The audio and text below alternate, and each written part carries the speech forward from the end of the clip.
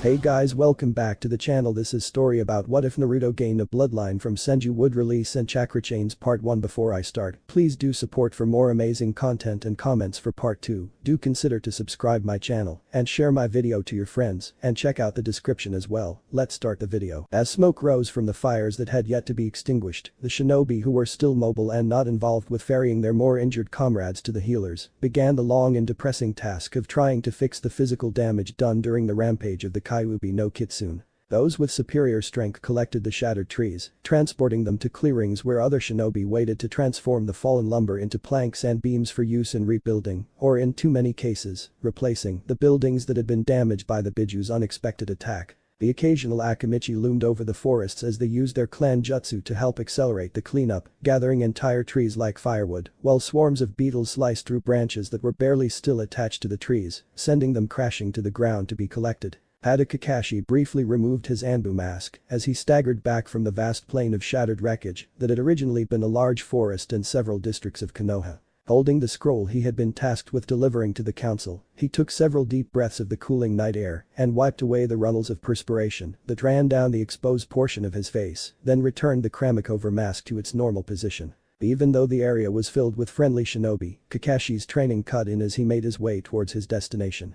His body language didn't show any trace of him being on an important mission with the potential to change all of Konoha, but instead he radiated the same exhaustion and tiredness as all those around him, thus letting him blend in without even needing the most subtle of genjutsu. Finally, the noise of the cleanup and the beginnings of the reconstruction receded behind him. Kakashi dropped the cloak of his body language in favor of pure speed. Only a truly experienced shinobi would have seen any trace of his tiredness in his smooth yet silent dash over the roofs of Konoha until he got close enough to the Hokage's tower to vanish in a shunshin, leaving only a few short-lived leaves as a mark of his passing. Only a truly astute observer who knew exactly where to look would have seen him vanish through the genjutsu disguised trapdoor near the base of the tower. Passing through one of the many secret entrances of the tower, one reserved for the Anbu, Kakashi moved through the secret passages silently, half-bent to ensure that he didn't accidentally concuss himself on any of the beams in the low corridor. Although he was no longer trying to be stealthy, almost a decade of experience and reflex prevented him from making any noise, and hard-earned combat experience kept his chakra signature muted. Reaching a well-oiled trapdoor set into an angled wall, he opened it slightly in preparation for a short-distance shunshin that would place him exactly on the designated arrival point, then paused at the voice he heard from the council chamber below him. "And we have to move now. You heard our ally, the Hokage and the foreign bitch he married are both dead, and the Kyuubi sealed into Minato's brat. We'll be able to get all of those properties and those scrolls at last, just as soon as that demon kid dies. But the child is apparently healthy," another voice said calmly. "And when Sarutobi recovers and reclaims the position of Hokage, he'll look after the kid. He'll either adopt it or place it in a clan. We all know about our beloved Hokage's last wishes about his bastard being seen as a hero." Kakashi's exposed eye widened at the scorn and vitriol of the voices below, but he waited in silence as the conversation continued. "The Slug Princess has left just as planned, thinking the brat's dead, but the Toad Sage is returning soon," a third voice said. "Whatever we plan to do, we need to do it fast. And in a deniable way. You do not need to worry." Danzo's voice purred and Kakashi's blood seemed to turn to ice. "My men are almost in position. Before sunrise, they'll have replaced the demon child with the body of an orphan conveniently killed in the attack. The brat will become Konoha's secret weapon, an emotionless killer with the power of the Kyuubi and total loyalty to Konoha and only Konoha. And remember that according to legend, blood limits are derived from Jinchuricus. Once the weapon hits puberty." Kakashi silently slid closed the hatch and backed away, suppressing his chakra as much as he could. The son of his sensei was in danger, and although he didn't recognize some of the voices, he knew of Danzo both personally and by reputation. The old man was a merciless war hawk willing to sacrifice his own men for his vision of how Konoha should be, a man who had protested when Kakashi's sensei had been granted the position of Hokage. The boy deserved better than what Danzo planned for him, and he obviously wasn't going to get any help or mercy from here. The cold air of the night snapped Kakashi out of his near stupor, and he glanced round, realizing that he didn't actually remember traversing the passageway out. Seeing no one nearby, Kakashi accelerated to the field hospital where he knew the newborn Naruto was sleeping, unaware that he was an orphan and the possessor of a burden that could spark wars beyond imagining if word of his power leaked out. A section of the field hospital holding the son of the Yondaime was silent. Although any bystanders kept away from the Anbu operatives who were positioned around the tent, they were unaware that the masked shinobi were not loyal to the Hokage, but owed their allegiance to another. Even as the masked shinobi stood guard, they knew that their presence would soon not be needed once their fellow root operative completed his mission inside the tent. The man reaching into the cot froze as the blade erupted from his chest. Eyes wide but empty, he slowly toppled to the floor as Kakashi retrieved his tanto and wiped it with a cloth before re-sheathing it without even a whisper. The infant stirred slightly and Kakashi used a low-level sleep jutsu to send him deep into a dreamless sleep before looking round at the bodies of those who had died trying to take Naruto and the two true members of Anbu who had died trying to defend him. Picking up the bag that the intruders had intended to use, Kakashi carefully picked up the swaddled child and gently placed him into the bag, patting him with rolls of cloth before closing it. Placing it on the table, he closed his eyes briefly and summoned a Kage Bunshin. Together, they rapidly collected the equipment they would need for Naruto, then the clone looked surprised as Kakashi passed over his headband, mask and several weapons pouches that had been looted from the corpses. "We're headed out. We'll mark the trees for the chasers, just like a standard pursuit, but we'll split at the big rock. You go to the valley of the end, throw around some serious jutsu and scatter these like it was a real fight, then dispel. I'll get Naruto somewhere safe." "Agreed," the clone said, then it looked at the second bag the intruders had brought. Glancing into it, the clone paled, then picked it up and put the bag over its shoulder. Kakashi raised an eyebrow and the clone sighed. "Brute made a damn good choice with their victim, he looks almost exactly like Naruto. They even did a fake seal and whisker lines. I'll take his body, whoever he really was, and burn it. The remains will make them think that you and he are both dead." Kakashi nodded, suppressing surprise that his clone had thought of something that he had overlooked. "Okay. Let's go." Both of them vanished into the night, ghosting past the root operatives with such skill that not a single one of Danzo's followers had even the slightest clue that their plan had failed. It would not be for another half hour that any of them would begin to wonder about how long the mission was taking, and their discipline would keep them on station until a group of high-level Anbu arrived with orders to transfer the boy to an orphanage. As their orders did not cover what to do in that case, they tried to retreat. Of all the decisions that they could have made, the only one that could have been worse was actually attacking the new arrivals. Shikaku let the corpse of the final infiltrator drop, the shadows he had used unwinding themselves and returning to their normal state. Glancing round, he noted that the other infiltrators had also fallen, save for the one who had been allowed to escape and was being shadowed by Jonin Hyuga Hisashi, who was using his Byakugan to keep track of where the fugitive was headed. "Hamas, damn it." A female voice yelled and the clan head of the Inuzukas almost ripped the tent flap as she stormed out. "I need a high-speed combat team. Kakashi's chasing another infiltrator who's got a high-level hostage." Shikaku glanced around and made a quick decision. "Grab an Aburam and Hyuga and move out. Mido. You good for heavy combat?" The Tojutsu expert nodded, his normal exuberance completely absent and replaced by a cold, focused determination. "Grab 3 more who you know are heavy hitters and move out." Even as he finished, Guy pointed to several shinobi, then set off after the trackers, the indicated fighters close on his heels. As they raced through the wreckage that had once been a part of the walls of Konoha, Tsume choked and stumbled, as did her Ninken. "Tsume-sama." The Aburam asked as Tsume staggered forwards, coughing and spluttering. "Jirk. Damn it, someone used a scent bomb. My nose has gone numb." Haddock-san left a sign. The Hyuga Chunin pointed to a tree where a triple line was scored, having obviously been left by a trio of kunai held in one hand. My Kikai are also affected by the scent to the point that they can only determine familiar scents, and I do not have Haddock-sans. The Aburam Jonin reported, a slight hint of annoyance in his otherwise calm voice. "We will have to rely on Haddock-san leaving a trail." "Agreed." Kuromeru growled. "Let's get moving." Tsume nodded in agreement with her partner. Using the Kikai that had landed on his hand as a reference point, Mido Guy and the trio of heavy assault specialists raced through the woods, using branches as springboards to boost their progress. Although Guy could have moved almost half as fast again by himself, he was not so foolish as to believe that he could have completed the impromptu mission alone. The Kikai shifted slightly and Guy adjusted course accordingly, mentally thanking the Aburam ahead of them for his aid.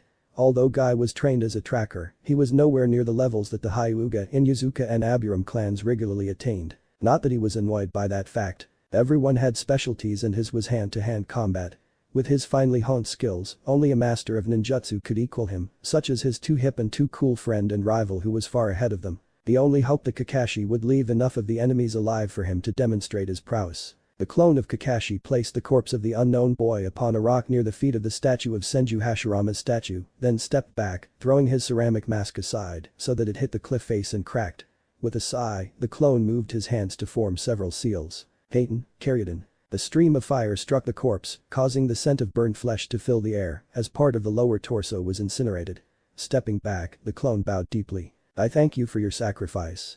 It will not be in vain."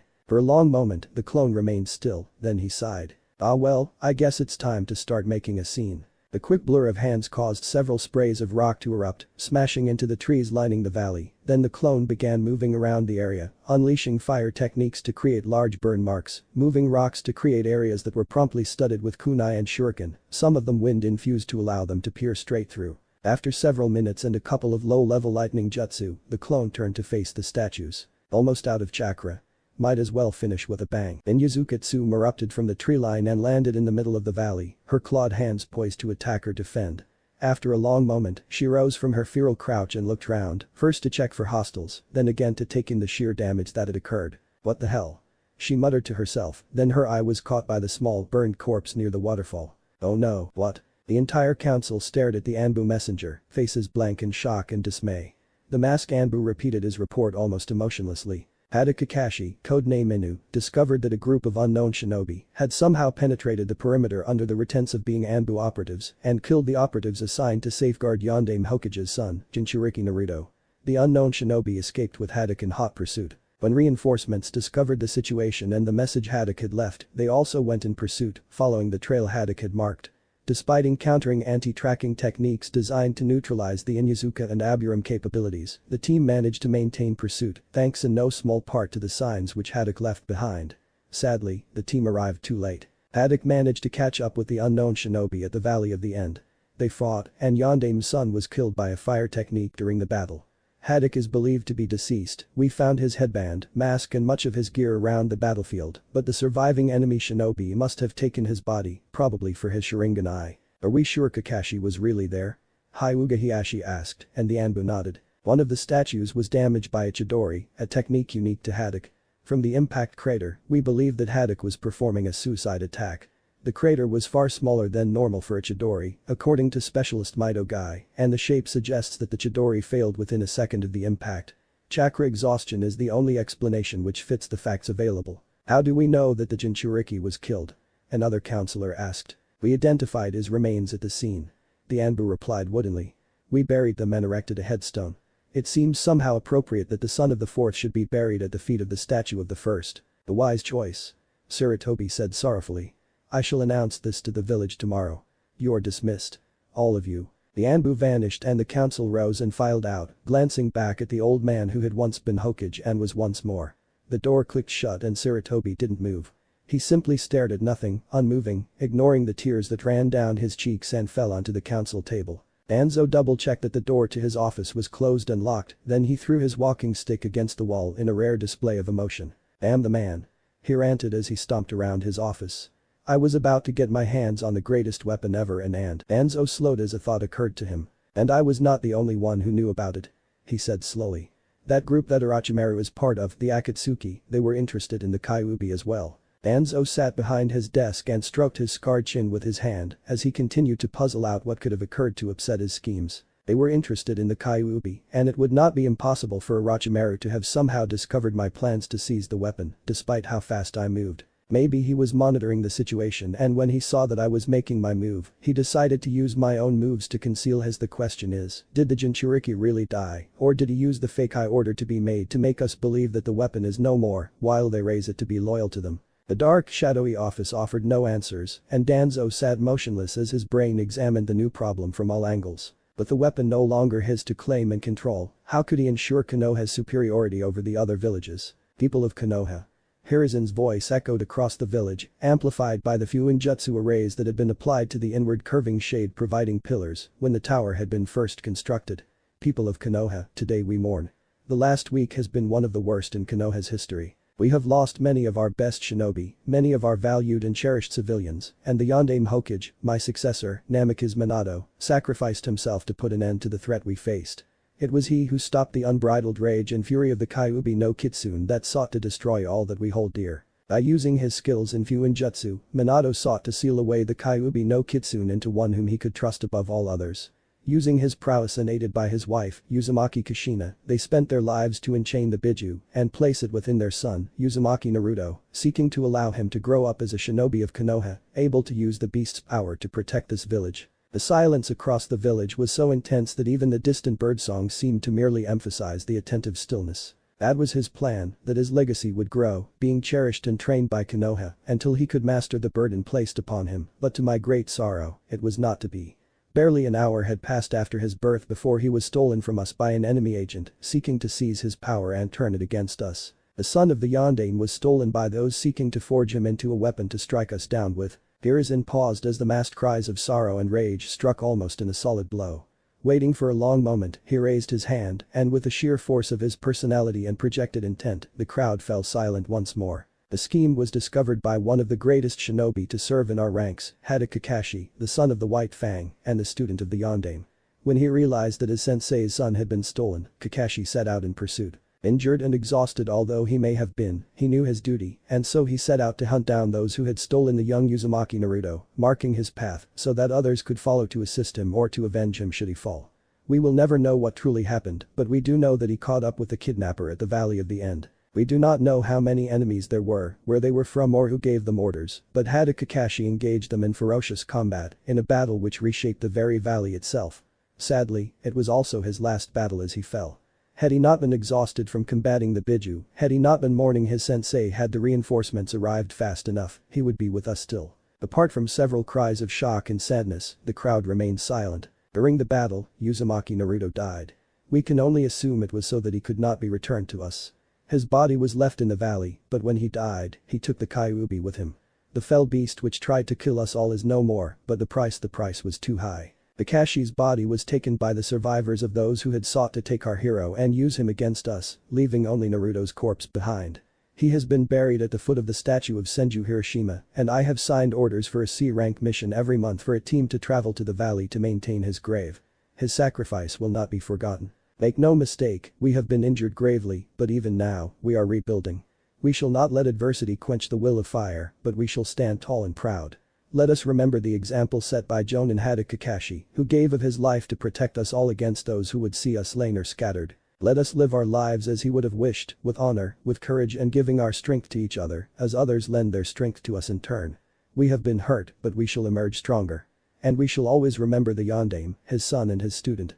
For Konoha and the future. The noise from the crowd wasn't cheering, but a roar of determination which promised vengeance on those who had slain the son of their beloved leader. No doubt about it, the Kyuubi Jinchuriki is dead, said one of the cloaked figures.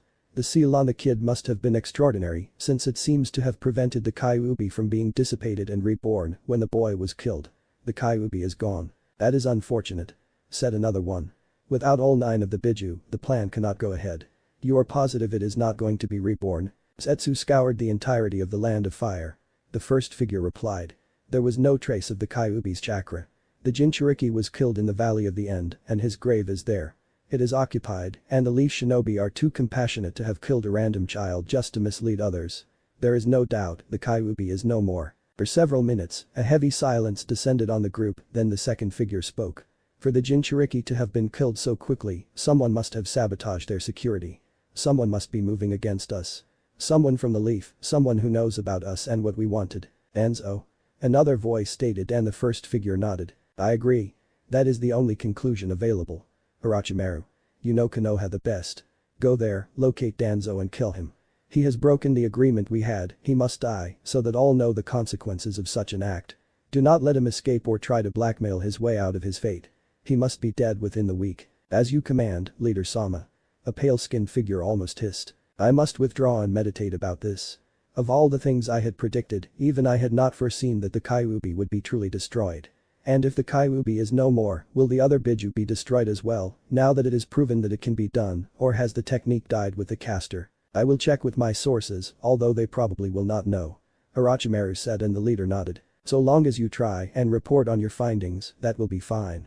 Go now. Orochimaru's chakra silhouette seemed to flicker and fade, then the leader turned to face another of the members. Sasori.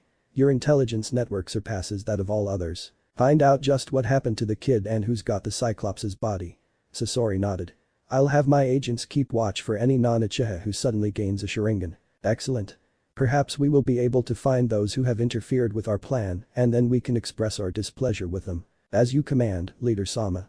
Sasori stated as his image vanished. The silence around the table was broken as one of the trio lifted the saucer of sake in front of him and took a sip. Hell of a loss. The blonde grumbled as he returned the saucer to the table. Okage, Biju, legendary Jonin and air. The scarred man sat to his left agreed. Konoha's standing is going to plummet. The sand aim is back under the hat. The largest one protested. That'll buy us some time, right? It's not that simple, Choza. The dark-haired man countered. Konoha's taken a huge hit. We're having to make some serious changes to keep our strength up. I heard that Hirizen's old teammates tried to get him to accept them as his advisors once again. Inoichi noted and Skakaku chuckled darkly. Their first suggestion was to steal Taki's Jinchuriki. Hirizen kicked them out. Then who is he having as his advisors? Choza asked curiously. Uchiha Fugaku and Hyuga Hiashi. Inoichi and Choza both jolted in shock, Inoichi spilling the sake that he had been about to drink. What? Shikaku's lips twitched at the unintentional chorus. We need to look strong. Bringing our two most powerful clans into the inner circles of power helps with that. Don't think that it's without a price, though. The Hyuga are being tasked with creating a new seal for their people, one that can't be used to take down the one it's applied to. The Uchiha are being reassigned back to proper fieldwork and are bringing shinobi from other clans into the police force to fill the resultant vacancies. They're still in charge of it and will remain so, but with more of their own in the field and others amongst their ranks, it looks like their slow separation from the rest of the shinobi forces is being reversed. The Hyuga are being set up to reunite their clan, and the Uchiha are being made to actually integrate fully. Inoichi shook his head in disbelief. How is the old man getting away with this? Because both clans see the prize and are willing to pay the price for it. Shikaku refilled his saucer. Fugaku's already trying to get his heir into Anbu. It did good in the field. Choza noted, reaching for the bottle.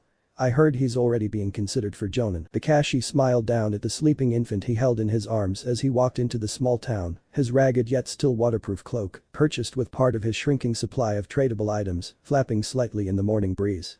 Glancing round, he froze as he caught a glimpse of a familiar figure. No. Kami. Damned. Way. The figure vanished into a hotel, and Kakashi ran after it. Dashing through the doorway, he found himself yanked off his feet and slammed into a wall, a hand stronger than steel clamped around his throat. I have had a very bad day. Tsunade hissed at him. I've just put my orphan niece to bed, found out that two of my best friends are dead, as well as the student of one of those friends, heard that my old home has been half flattened, and now I have a bounty hunter after me. How much do I owe to whom now? Unable to speak due to the vice-like grip on his throat, Kakashi raised Naruto up so that the furious Anin could see him. Tsunade looked at him in confusion, then her eyes widened. Is that? Kakashi nodded and Tsunade released him. I recognize that hair, come with me. I need a drink and we need to talk. And so we came here. Kakashi finished as Tsunade held a sleeping Naruto in her arms. Finding you was unexpected, but I decided to take full advantage. You had no real plans, None whatsoever. Kakashi confirmed. I have no family left, except Naruto, the son of my sensei. When I heard what that bastard Danzo had planned, I promised myself I would take care of him, but he shrugged and looked up pleadingly, I don't know how. I'm almost out of money and have no one I can trust to look after him while I earn some more. Please, Tsunade, help me keep Naruto safe. Tsunade sighed. Alright. As it happens, I have access to some of my clan accounts. I was hoping to never need to tap them, but we need a safe place. And not a hidden village, will be too obvious in one of those. Naruto needs somewhere that no one knows of his family of you or me. He can't use his clan name. Kakashi said quietly. Nor can I, for that matter. Not until he's old enough, trained enough to defend himself from those who want to abuse his power. Tsunade nodded slowly, then her eyes brightened. We'll go to Wave. They have no hidden villages, no history of shinobi, and they're loosely allied with the Land of Fire, which means that no one will be expecting fugitives from the Leaf to stop there. We can set up there as medics, I'll see to Naruto's medical and physical training. You have the Sharingan, how many jutsu do you have? Couple of hundred, Kakashi mused, and Tsunade nodded. Copycat Kakashi. Okay, get some sleep. We leave tomorrow. Once we get set up in Wave, I'll work on getting your chakra reserves up, they're too low, even with your white chakra giving you a boost. Once Naruto's old enough, we can train him to be a real shinobi. Oh, one more thing. From now on, you'll both call me Kasan. Kakashi's uncovered eye widened and Tsunade's grin widened. Yep, I've just adopted you both. Now, I don't think that there are any spare rooms available, so I'll sleep in the corner. Kakashi shrugged. It's not like it's the first time. So cute. Shizune whispered as she looked down at the sleepy infant she was cradling. Tsunade frowned as she finished running her diagnostics. He's going to need more nutrients than he's getting now if he's to grow up properly. She mused. Normally, I'd recommend the special formula milk powder be used, but outside a hidden village, that's just too hard to get. Kakashi winced. I've been doing the best that I can. I'm not blaming you. Tsunade said soothingly. Ideally, I'd have him breastfed, but I don't know of any wet nurses that I would trust enough for. Tsunade ground to a halt. Lady Tsunade. Shizune prompted. What did you just think of? Tsunade looked down at herself for a long moment, then shook her head. Maybe no, it won't work. Damn jutsu interactions. Lady Tsunade. Shizune prompted again, then her eyes widened. Were you thinking of what? Kakashi asked blankly as Naruto began to fuss, then he reflexively cradled Naruto as Shizune passed the baby to him. Kakashi, make up whatever formula you were using and feed him. Tsunade and I are going to talk. Shizune, I can't ask you to, Tsunade protested, only to stop as Shizune reached out and placed a finger across her lips. No, you can't. She agreed. But I can volunteer. What? Kakashi asked again, fully aware that he was missing something, but not sure what it was. Damn it here. Tsunade tossed a small purse onto the table, then lifted Naruto out of Kakashi's arms. Get some supplies for us so that we can leave at sunrise tomorrow, then try to rest up. It's going to be quite a journey to Wave, and even though we'll be going via the trees, we'll need to stop every so often.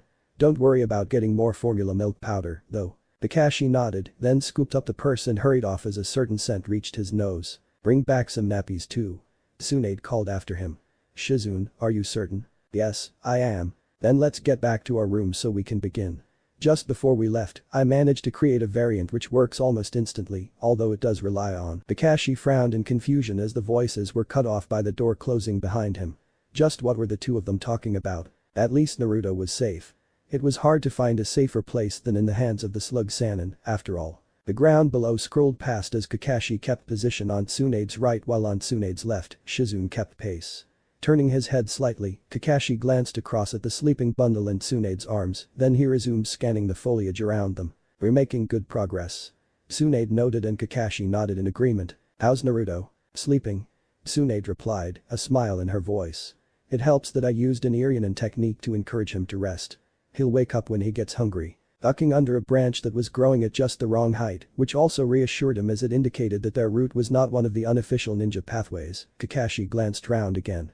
A shadow ahead caught his attention, then it rose, revealing itself to be just a bird. Jumpy? Tsunade inquired and Kakashi opened his mouth to deny it, then reconsidered his words. Maybe a little. He finally admitted. It's just while I was getting the supplies, it occurred to me that what I've done could be called kidnapping at the very least, and possibly even treason. I've had to hunt down traitors before and I'm still technically a Konoha shinobi, so it isn't really treason. Tsunade pointed out with a smile. You're also technically just a Takubetsu Jonin. Kakashi fired back. I was a full Jonin. He has a point, Lady Tsunade. Shizune giggled. You chose to leave before you could get that final promotion. I'm also a Sannin. Tsunade sniffed. Which is not an actual rank, my lady. Shizune countered. Shizune. Tsunade protested, then she gave up and chuckled ruefully. Not that ranks really mean anything, now. Kakashi admitted as he moved slightly higher to avoid another errant branch. You have the plan, you're in charge. I can also punch through castle walls as if they were dried bamboo. Tsunade pointed out. I had taken that into account. Kakashi deadpanned, causing the two women to laugh, then Tsunade spoke. I think we'll need to stop in another moment or two. Shizune. I'm ready, my lady. Kakashi blinked. Ready for what? I had no idea that it was possible to. Kakashi trailed off as he carefully faced away from where Shizune was sat on a fallen tree, providing Naruto with the nutrition that he needed. You're a man.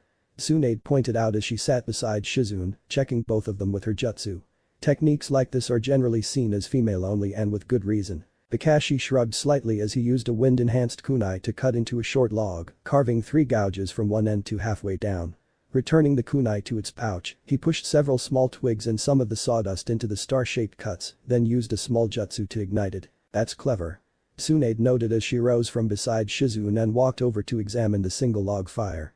Stones to keep it upright and it burns from the inside out. Also provides a surface to do things like boil water.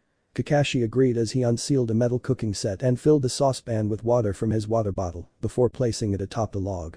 Rummaging through the backpack by his side, he pulled out a packet of dried meat, rice and herbs, opening it so that it emptied into the water. We'll have some stew soon. Good. Shizune commented. Feeding Naruto-chan is making me feel hungry. Tsunade looked around with a measuring eye. Although we could continue, I think it would be better to camp here overnight as it looks like it might be going to rain soon and then we can continue tomorrow morning. This is one of the better places for camping that I have seen and no one's trying to catch us. Agreed. Shizune said as she shifted Naruto so he could continue his interrupted feeding. So I'll do the cooking and you set up the tarpaulins. Kakashi willingly relinquished his place by the small fire and started pulling out ropes to anchor the canvas roofs to the branches with. That was a wonderful meal. Shizune sighed as she lay back against one of the backpacks, Naruto asleep in her arms. Beyond the area sheltered by the angled canvas, rain pattered down and near the edge, a second log smoldered, lit from an ember of the first one that was now just a pile of damp ash being washed away. I agree. Kakashi yawned as he adjusted how he was resting against his own pack. Trying to make progress in this weather it wouldn't be hard, but it would be annoying. And miserable. Shizune added. Hopefully it should clear up overnight. Tsunade nodded, then snuggled down onto the temporary mattress that she'd put together from sticks, rope and a piece of canvas. Looks like it should. I'll take third watch. Actually, I think it would be best for you and I to split watches given Shizune-san's responsibility. Kakashi nodded to where Shizune was already dozing off, arms wrapped around Naruto who was asleep in his sling. You may be right. Tsunade sighed. First or second? I'll take first watch. Okay. Tsunade yawned. Good night. Tsunade snapped awake as a kunai landed by her bed. Your turn on watch. Kakashi whispered and Tsunade glanced up at the now clear night sky, then blinked. Did you just take a double watch? Kakashi tried to look innocent. Me? I may be older than you, but I'm not decrepit yet. Tsunade protested, keeping her voice down in an attempt to let Shizune and Naruto sleep undisturbed, then she sighed and swung her legs off her bed. Here, get some sleep while I see you've prepared another log. Good, I can brew some tea and prepare some onigiri for later. Kakashi waited until Tsunade had vacated her bed, then rolled onto it. Humphy, isn't it? Tsunade asked, then she paused, looking at the motionless shinobi. Out like a cheap candle. Smiling gently, she turned back to the smoldering log and started pouring rice into a saucepan, ready to boil and prepare it so that they could eat it for their lunch. The sounds of the distant birds were echoed by the wildlife in the woods ahead of them as Tsunade and her entourage disembarked from the fisherman's boat, making their way down the jetty to where the path led towards their intended destination. Behind them, the fisherman cast off and headed out once more to continue his normal livelihood, his brief yet profitable jaunt as a ferryman over. If we take to the trees again, we should be at the main village within an hour. Tsunade noted, then she glanced back. Shizune? He's asleep again. Shizune smiled. That feeding on the boat filled him up. At least he didn't need changing. Kakashi noted as he adjusted his backpack. Apparently, the mayor died a while back and a builder named Tizuna's taken charge well, according to what I was told, he was put into position as the new leader without anyone really asking him. Tsunade slowed down for a moment. Sounds almost familiar for some reason. For several paces, she mused about it, then she shrugged. We're burning daylight. She stated. Let's move. Kakashi sighed as Tsunade vanished into the trees, leaving a small crater behind, then Shizune followed without the explosive acceleration. Watching her vanish into the canopy, Kakashi did a quick shunshin to put him above a branch, allowing him to bring up the rear. Landing almost soundlessly, in contrast to her initial acceleration, Tsunade looked around. Well, we're here. Now, how do we find this Tizuna person? We could ask. Kakashi half-joked as he strolled over to where an old man was sat outside what seemed to be a bar, a large flagon of something in his hand. Good morning to you, sir. The man gave him a long look, then a slight nod of acknowledgement. I was wondering if you could provide us with directions. We were hoping to talk to Tizuna about moving into the village. The seated man took a long swig from his drink, then gave another nod before pointing to the solitary tower in the center of the village. He's in there. Thank you. Kakashi bowed, then returned to Tsunade's side. I heard. She stated before he could say anything. Let's go. Walking down the street, Kakashi looked round curiously. Although it was certainly nowhere near the size of Konoha, it also was not the smallest village that he had ever visited as a shinobi, and the way the people were generally happy told him that it was a peaceful, prosperous place. Reaching the tower, Tsunade paused, then knocked on the doorframe. One moment. A voice called. Okay, you got this. I do. Then do it right this time. Gotcha. A middle-aged man slipped past Tsunade, a rolled-up piece of paper held in one hand, then a second, older man appeared. Good morning. Tsunade said with a slight smile. We are sorry to interrupt, but we are looking for Tizuna. You found him? The man replied. What can I help you with? My family and I were hoping to find a place to live. Tsunade gave a slight shrug. My niece and I are medics. Like Tsunade? Tizuna asked, then he frowned as Shizune giggled and nodded towards Tsunade. No. Yes. Tsunade nodded. I am Senju Tsunade, and with me are my niece, Shizune, and my sons, Senju Kashi and Senju Ruto. Yo. Kakashi drawled, lifting one hand in a slight wave. Hello Tizuna managed. Really? Tsunade sighed, then moved to where a large foundation stone was waiting to be put on a cart. With no sign of strain, she picked it up one-handed and placed it in the cart, causing several of the watchers to gasp in awe. Wow. You really are Tsunade. Tazuna gasped. How can I help you? Well it does need a bit of fixing up, it certainly has some potential. Tsunade mused as she stood in front of the wide mansion with angled wings which seemed to cradle the courtyard. Close enough to the village to reach it in moments, far enough away that we don't have to worry about a constant flow of idiots moaning for hangover cures or people who can't be bothered to take preventative measures against sniffles. Kashi, your opinion? Bakashi blurred into visibility behind Tazuna and stepped round the startled architect. I've looked round. It needs quite a bit of work, shingles replacing, a few walls could do with repairing, and a couple of the windows could do with some glazing, but it's almost livable at this time. The garden needs some serious work before we can grow anything there, though. I spotted quite a few medicinal herbs on the way. Shizune chimed in, looking up from the sleeping face of her adoptive cousin. We can transfer some and grow a proper medicinal garden, it'll be really useful. Tsunade nodded, looking up at the peeling facade of the large mansion. Oh, I found a couple of interesting rooms at the back. Kakashi added. One of them is a purpose-built multi-story library and reading room, although the walkways are so damaged that simply removing them may be for the best. We can always use the tree-walking method to reach the higher shelves, which will also help stop the untrained from reaching them and trying to do things that they can't do. The wing next to it would be good as a hospital. Tsunade nodded, then half turned to look at the gray-haired fisherman standing beside her. Tell the village council that we'll take it and I'll arrange for the payment to be transferred to the village coffers. She said with a slight smile. You have yourself a medic. But I don't do hangovers. Thank you. Thank you. Tazuna said with a wide grin. That is marvelous. Our own medics at last, the house will be yours and we'll provide whatever materials you need to fix it up with at no extra cost. Heck, I'm sure that the others will be happy to pop up and help out a bit whenever they have a free hour or so. Thank you. Tsunade said. We'll do our best to help in the village when we've got some spare time, but I'm afraid that for a while, we'll be busy fixing up this place. If there are any emergencies such as broken bones or similar, don't hesitate to come and get me. Tazuna bowed. Will you need any help getting your luggage up the track? We'll be fine, thank you. Kakashi said. Then I should probably be going. Tazuna said with another bow. Good luck and thank you. They watched as Tazuna vanished round the first corner of the twisting track that led to the village, then Tsunade turned and strode through the open doors and into the main lobby of the large, abandoned mansion. Looking round, she gave a small nod. Okay, we'll turn this hall into a pharmacy so we can hand out medicines quickly to those who want them. Kashi, is that wing over there the one that you thought would be a good hospital? Yes, Ka-san. I'll take a look soon. According to the plans I saw, the main wing is at the back, let's find some rooms and set up the sleeping rolls, then check out the kitchen. I hope it's in good shape, I'm getting hungry. Shizune. Shizune looked up from where she was playing with Naruto, letting him grip her finger and smiling at him as she pretended to try and wrestle the finger from his grasp. Yes, Ka-san. Come on, let's get ourselves sorted. Yes, Ka-san. Well, this is Kakashi looked round what had been the bathing room. Although it was still structurally sound, the broken windows just under the roof line had allowed wildlife to enter, meaning that the remaining water in the main bath was somewhat brackish and animal tracks wove through the leaf-strewn floor. It's going to take quite a bit of time to clean up. Tsunade agreed as she poked around. It looks like the water is not heated by fire but an electrical system, but where did the power come from? I don't remember seeing any cables. Kakashi admitted. Perhaps the wires are buried. I'll go out and take a look. Moving to the outer door, Kakashi struggled for a moment, then the lock finally gave in to his lock-picking skills, allowing him to slide both halves of the door open. Quite a view. Tsunade noted as she took in the panorama of the large, albeit somewhat overgrown, field and the ocean beyond. There's even an outdoors pool. Kakashi moved round the pool in question, then he sank into the rocky ground on the far side. Tsunade made her way onto the flagstone patio and looked down with a wince. That's going to need a lot of cleaning before I risk letting anyone try to soak in it. Wait. Does it fill from the inside bath? Found it and it's intact. Kakashi called as he jogged up to where Tsunade was using Suiton Jutsu to do preliminary cleaning of the bathing room. Looks like an Uzushi Agakure design, it has the generator above a whirlpool basin with blades going down into where the vortex will form.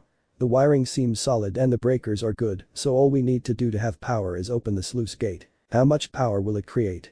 Tsunade asked as she picked up a broom and started pushing the sludge away from the tub. More than we can use, even with quite a bit going to the water filtration system which I still need to have a good look at. Kakashi shrugged. There's a building next to the generator filled with what look like flywheels. My guess is that the generator uses them to store the excess power and prevent power surges. That's quite an advanced design. Tsunade noted. We'll have to check it all out and check the mansion to see if any instructions were left. But it'll make our lives a lot easier once it's running. Kakashi picked up a second broom and joined Tsunade in cleaning the flagstones. Given the angle that the pipes come in on, we could probably put in a secondary pipe and turn one of the ground floor rooms of the hospital wing into a bathing room as well. Better make it 4. Tsunade smiled as she stepped back to see if any sludge had escaped. 2 for men, 2 for women. If we get staff, they can use this one with us. Kakashi started to say something, then paused, sniffing the air. Curious, Tsunade inhaled deeply, then smiled. It seems that Shizune is making food's ready. Shizune's voice echoed. Come and get it. Tsunade put the broom away, then turned to find that Kakashi had already vanished. Hey. She called as she ran towards the kitchen. Wait for me. That was amazing. Tsunade sighed as she rubbed her stomach. Shizune smiled as she picked up Naruto from his crib, her eyes crinkling with amusement as Kakashi quickly turned his chair round to give her some privacy. Shizune, if you ever decide you don't wish to follow the path of the Iryonin, you would make a great chef. That was a meal that an Akamichi would be proud to have made. Shizune blushed as she finished arranging Naruto. You're too kind, my lady. Tsunade smiled, then gave another contented sigh. Out of interest, did you find any bedding here? There were some mattresses in one of the attics, and one of the linen cupboards still had sheets in it. Shizune replied. I put your things in the master bedroom, Kakashi. It's just Kashi now, Shizune. Tsunade gently corrected and Shizune blushed again. Sorry, my lady. As I was saying, on the floor below yours are 4 rooms. I've put my things and Kashi's things in 2 of those rooms. When Naruto gets older, he can move from my room to one of the 2 spare rooms. As my vote. Kakashi said as he rose from his chair, carefully not looking anywhere near where Shizune was feeding Naruto. Anyone mind if I check my room out? Not a problem. Tsunade chuckled. Once he'd vanished, she turned to Shizune. Anyone would think he'd never seen a ladies before. Don't tease him. Shizune gently chided her. I think it's cute, in a way. He is 2 years younger than you are. Tsunade noted and Shizune nodded, having heard the slight apology in Tsunade's tone. Kakashi unpacked his bag with all the speed and efficiency of an elite Anbu, then flopped onto his bed, closing his eye as he ran through several mental exercises he had been taught. Damn puberty. He grumbled to himself. Go to state professional sensei's son is relying on me. Tsunade looked round at the empty hospital wing with a sense of pride. Although it still lacked things like proper privacy screens, although old bedsheets on bamboo frames were doing the job adequately for now, and much of the equipment that she normally refused to do without, the polished tile floor, whitewashed walls and repainted ceiling, made it clear that it was a place where the health of the inhabitants was of paramount importance. Even with the need for one of them to be with Naruto at any given time, they had made significant progress to the point that she could now take in a patient, or 6, even though they had been working towards this point for just 2 months. The room and its beds were not the only sign of how well they had established themselves. The herb garden behind the mansion, currently populated by plants that Shizune had transplanted, although Tsunade fully intended to order in seeds and cuttings to increase the variety and utility of it, was thriving, and the willow trees flanking it had already proved their worth, allowing Tsunade to make several batches of painkillers from the carefully harvested leaves and bark. With the power restored, the kitchen had become far easier to use, while the bathing room was now fully supplied with as much hot water as Tsunade could want. The library was still mainly empty, but that was in no small part due to the sheer number of shelves and scroll holders, which adorned the walls and support pillars. Her entire library in the Senju mansion could have fitted 5 times into the mansion's library, and she hoped to one day transfer it. Even her old fear of blood had receded thanks to Tezuna's daughter Tsunami. The girl had seen how Tsunade flinched from a graze and had asked why. Although Tsunami was only barely a year older than Shizune, Tsunade had found herself answering and in doing so, facing the reasons behind her phobia, albeit reluctantly. While she still hated the sight of blood, she was now able to focus enough to get past it, although she still found the thought of actually doing surgery to be distasteful. Turning, Tsunade moved silently down the corridor until she emerged into the entry hall, now almost unrecognizable from how it had been. Benches ran around almost half of the perimeter, while a quarter of the room was separated from the rest by a waist-high counter. In the sectioned-off area were several stonework surfaces and burners, carefully arranged to allow medicines to be produced and dispensed as efficiently as possible. Although the stairs themselves were not blocked off, a grateful artisan, whose hand Shizune had saved under Tsunade's guidance, had directed his 2 apprentices, as they placed inlays on the stairs, that meant anyone standing near the bottom of them could see the Senju crest at eye level, a crest spread over the vertical facings of 5 steps. Below that was a small inscription with the word Senju and honored guests only beyond this point, something that she hadn't noticed until after the workers had packed up. Going up the stairs, Tsunade entered the rear wing, the ground-level door having been sealed off for privacy reasons, and made her way down to the kitchen where Kakashi was serving up a fish stew. A moment later, Shizune entered and sat down with a sigh. "Naruto's taking another nap," she announced. He's got one heck of an appetite. Any problems? Tsunade asked and Shizune shook her head. No, I just hadn't realized how much time and effort babies need. At least if I ever have one of my own, I'll know what I'm letting myself in for, thanks Kashi. Kakashi I smiled at her as he placed a plate with a bread roll on it next to her bowl of soup, then he placed Tsunade's meal in front of her. This smells wonderful. Tsunade noted as Kakashi began eating as well, the food apparently going straight through his mask.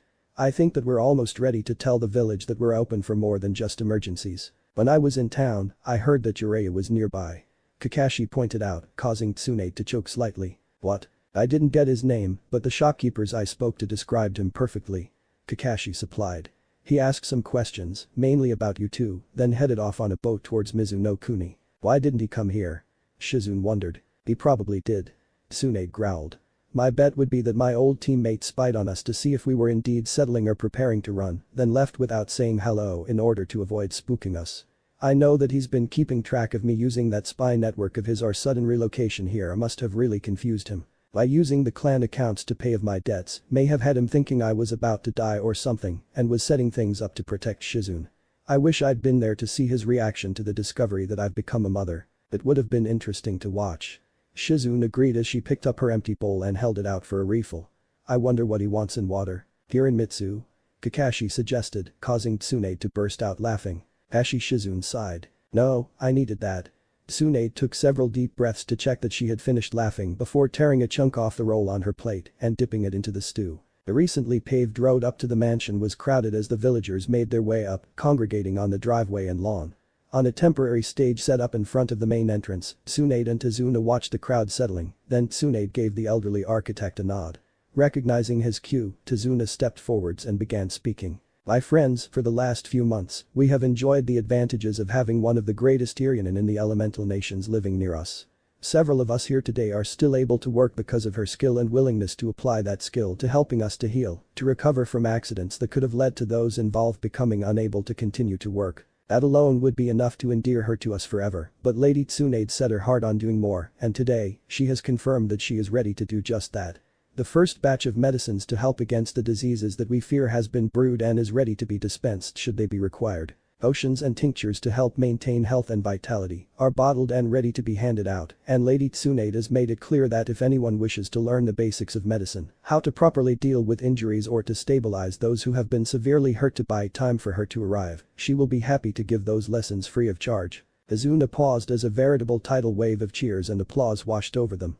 After several minutes with no sign of the celebrations abating, Tsunade stepped forwards and Tazuna quickly dropped back. Raising her arms, Tsunade waited for the noise to die down. People of Wave, thank you. She smiled. The welcome that you have shown has proven to me that this is indeed the best place that I could have chosen to settle, and I can only hope that I and mine prove ourselves worthy of you and yours. Tsunade paused as the crowd's response broke over her, enhanced with phrases like of course you are, what moron would think you weren't, and why the hell wouldn't you be? Again, she raised her hands and the noise abated. I have taken the liberty of preparing first aid kits including bandages, potions, pills and salves to be placed aboard the boats which help feed our village. It is my hope that these gifts will help our brave fishermen to brave the great ocean and return, hale and hearty, with catches aplenty to feed us with. This time, it was the fishermen who led the cheering, although the rest of the villagers joined in almost at once. Tsunade waved her hand for quiet before finishing. To celebrate today, many of the womenfolk have given their skill and time to help prepare the feast we will now share. Please remember to thank them for their hard work in helping make this a day to remember. This time, Tsunade didn't try to rein in the celebrations. Whoa there. Shizune shifted her grip as Naruto attempted to wriggle free in order to try and grab something. Need help? Tsunami asked with a smile as she helped Shizune restrain the wriggling boy, holding him, while Shizune adjusted her grip on him. Thanks. Shizune sighed as Naruto suddenly switched targets, trying to grab Tsunami's hair. Sorry, he's rather excitable. So I see.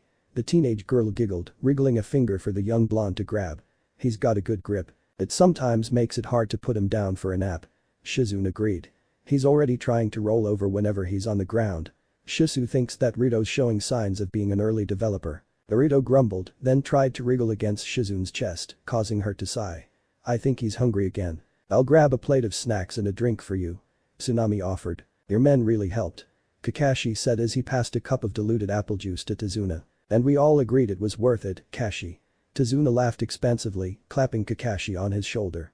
Especially when Tyran's arm got badly broke when he slipped on the docks, normally something like that would have ended in amputation, but your mother and cousin, they took him in and jigsawed all the pieces back using that ninja of theirs. Tyran insists that he can't tell it was ever broken, he can't even predict weather with it. Kakashi chuckled at the comment. My back's feeling better than it has in years, too. Tazuna continued with a grin. You know, helping rebuild this place has really fired me up. What do you think I should do next? Expand the breakwater. Build a new highway somewhere. Perhaps a bridge over the river. Kakashi suggested diffidently. Should the dams start overflowing, it would be tricky to get to the sluice gate controls. You may have a point there, Tazuna mused. I'll have to look at my old teacher's designs. An arched bridge would probably work best. I'm going to have to brew more hangover potion. Tsunade noted as the last of the revelers vanished down the path to the town. Where's Kashi? He's in the woods, checking that they all get home safely. Shizune replied quietly. Rudo's finally fallen asleep, so with your permission, I'll seek my own bed. Good idea. Tsunade nodded. Get some rest while he lets you. I'll do the tidying up and Kashi'll help when he returns. Go, you're starting to get bags under your eyes. Good night, my lady. Shizune vanished into the mansion and Tsunade looked round at the scene before her. Despite the size of the impromptu celebration, there was surprisingly little to clean up as most of the food had been taken by the less well-off families, as was apparently expected in celebrations like this, and what was left on the tables were mainly empty bowls and crockery. Maybe I should get some stone tables installed. She mused as she collected a tray and began to pile bowls onto it. It would save a lot of time moving stuff in and out for celebrations and so on. Good idea. Kakashi agreed, causing Tsunade to almost drop her tray. Damn it. Don't do that to me. Wait. Back up. How did you do that to me? Sneaking up on me like that isn't easy, even when I'm distracted. Kakashi gave her an eye smile as he picked up another tray and started piling up plates on it. Jiraiya frowned as he loomed over the suddenly cowed mob. Sheltered by the shield of the giant toad that he was perched upon, an injured woman and her young child looked up at him with desperate hope. Go home. Jiraiya finally commanded and the mob began to unravel, then he pointed at the apparent leader. Not you. I have some questions for you and you will answer them. The man paled. Ah. Damn it. Shizune sprang though the door as if propelled by a futon-jutsu, coming to a halt as she took in the sight before her. Standing in the middle of the yard, Kakashi glared at the chickens around him, fingers twitching before he tried to grab one of them. The targeted bird managed to avoid his grasp, running off, and Kakashi snarled in frustration as he sprawled in the dirt. I swear, these damn things have to be summons. He growled, pulling himself to his feet. No normal bird can escape me like that. Shizune shook her head and palmed a senbon needle, throwing it with a flick of her wrist. The needle sliced through the air and one of the chickens collapsed. Kakashi shot her a betrayed look, then picked up the chicken with a sigh. Leave it here. Shizune smirked. I still remember the last meal you tried to cook.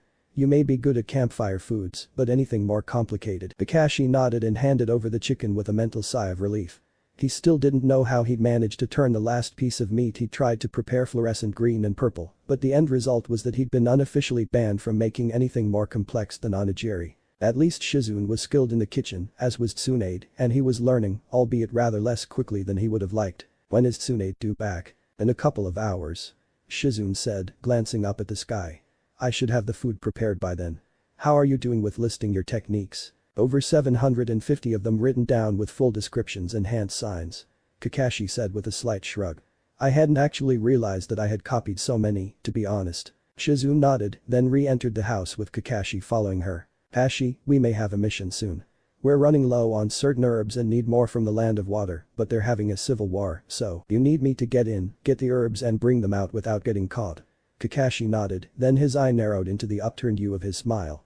No problems, although I'll have to place an order for more kunai. Mine are getting rather worn. Anything else while I'm there? There will be a couple of people you'll need to visit to get some medical scrolls that Tsunade wants. Shizune said as she started to pluck the chicken, dropping the feathers into a small bin placed by the kitchen table for just that purpose. Understood. Kakashi nodded. So, where's the list and when should I set off? Still being written and not for a couple of weeks. Princess. Tsunade slammed to a halt as the familiar voice reached her, then she closed her eyes and pinched the bridge of her nose. Oh no. No, no, no. No, please, no. Good to see you, princess. Jiraiya chuckled as he came to a stop beside her. Lady Tsunade, who is this? The stall owner asked and Tsunade sighed. This is Jiraiya, my old teammate. Jiraiya, what are you? No, hold on. Let me finish this first. Jiraiya watched with a slight smile as Tsunade handed over some ryo and accepted a large packet of rice which she put into her bag. Thank you and remember to bring Tsukari up tomorrow so I can remove the cast. Of course, Lady Tsunade. Thank you. I see you're making a good living for yourself. Jiraiya noted as Tsunade slung her bag over her shoulder. However, we need to talk. Is there a place nearby or this way? Tsunade began walking towards the tea shop which had recently opened, noting curiously as Jiraiya motioned to someone before catching up with her. Is it sensei? He's still alright. Jiraiya replied with a slight smile. We had a stroke of I don't know whether you'd call it good or bad luck. You remember Danzo? The Warhawk? Tsunade asked as she led the way into the tea house. Good morning, Bachan, could we have a table for four? Jiraiya interjected and Tsunade gave him a long look. A table for four, if it isn't too much trouble. For you, nothing is too much trouble. The elderly woman replied, her smile turning her face into a mass of good-natured creases. Here we go. I treat. Jiraiya added. I'll start brewing your tea. Tsunade sat down, her back to the wall, and Jiraiya sat next to her, then waved for the duo who had just entered to join them. Tsunade watched as they approached, seeing a tired-looking yet somehow hopeful woman and a child that looked almost exactly like her, obviously her offspring. Sit, sit. Jiraiya rose to help the woman sit down as the child scrambled into the fourth chair, then Jiraiya dropped back onto his own seat. So, time for some background. For the last month and a bit, I've been in Mizu no Kuni, checking out the ongoing civil war that's going on. I don't know if you've heard, but they're trying to kill all those with a Kekkei Genkai, no matter what it is. Tsunade winced, then looked up as the owner appeared, a tray in her hands holding a teapot and 4 cups. Your favorite blend, my dear. Would you like some snacks to go with it? That would be very nice, thank you. Do you have any onigiri? Be right back. The woman bustled off and Tsunade lifted the teapot, filling the cups. Jiraiya accepted one and inhaled. The sunrise ascendant blend, if I'm not mistaken. You aren't. Tsunade admitted, then looked at the other two. Jiraiya. Ah, yes. Of course. Jiraiya put his cup down and nodded at the duo. This lovely lady is Yuki Haruko and her son, Yuki Haku. I rescued them from a mob and they helped me stay undercover, but now I have other tasks I need to do, but I can't simply abandon them. Not after what they did for me. Tsunade raised an eyebrow. You want me to take them in? The better. Jiraiya shrugged. You can hold your own against even me, there are very few on our level, and as far as I know, none of them even suspect that Haruko-sen has been helping me. I'd like to keep it that way and if I set them up with an income stream, it may leak. To the very few at our level. Tsunade nodded in understanding. I see. Tsunade frowned slightly as she looked at the woman before her. After a long moment, she gave a slight nod. Alright, but I'll need a few answers first. How good are you with children? I enjoy looking after them. Back before we had to leave, I often looked after the children so the other parents could do what needed to be done. Do you know much about medicine? And are you willing to learn? I only know a bit and yes. And what is your blood limit? Haruko gasped. Why else would you have had to flee from the land of water? Tsunade pointed out logically. What can you do? She's a Hyoten user. Jiraiya supplied. Basic level only, no training, but she can cool things down as needed. That would be very useful. Tsunade smiled. Alright, if you want a place to stay you've got one, but Jiraiya, yes. Haruko and her son are out of the spying business. Tsunade commanded. Agreed. Tsunade blinked. That had been a lot less of an argument than she had been expecting. So? She refocused the conversation. You were saying something about Danzo. What has the old Warhawk done now? He's dead. Tsunade blinked. What? He's dead. Jiraiya repeated.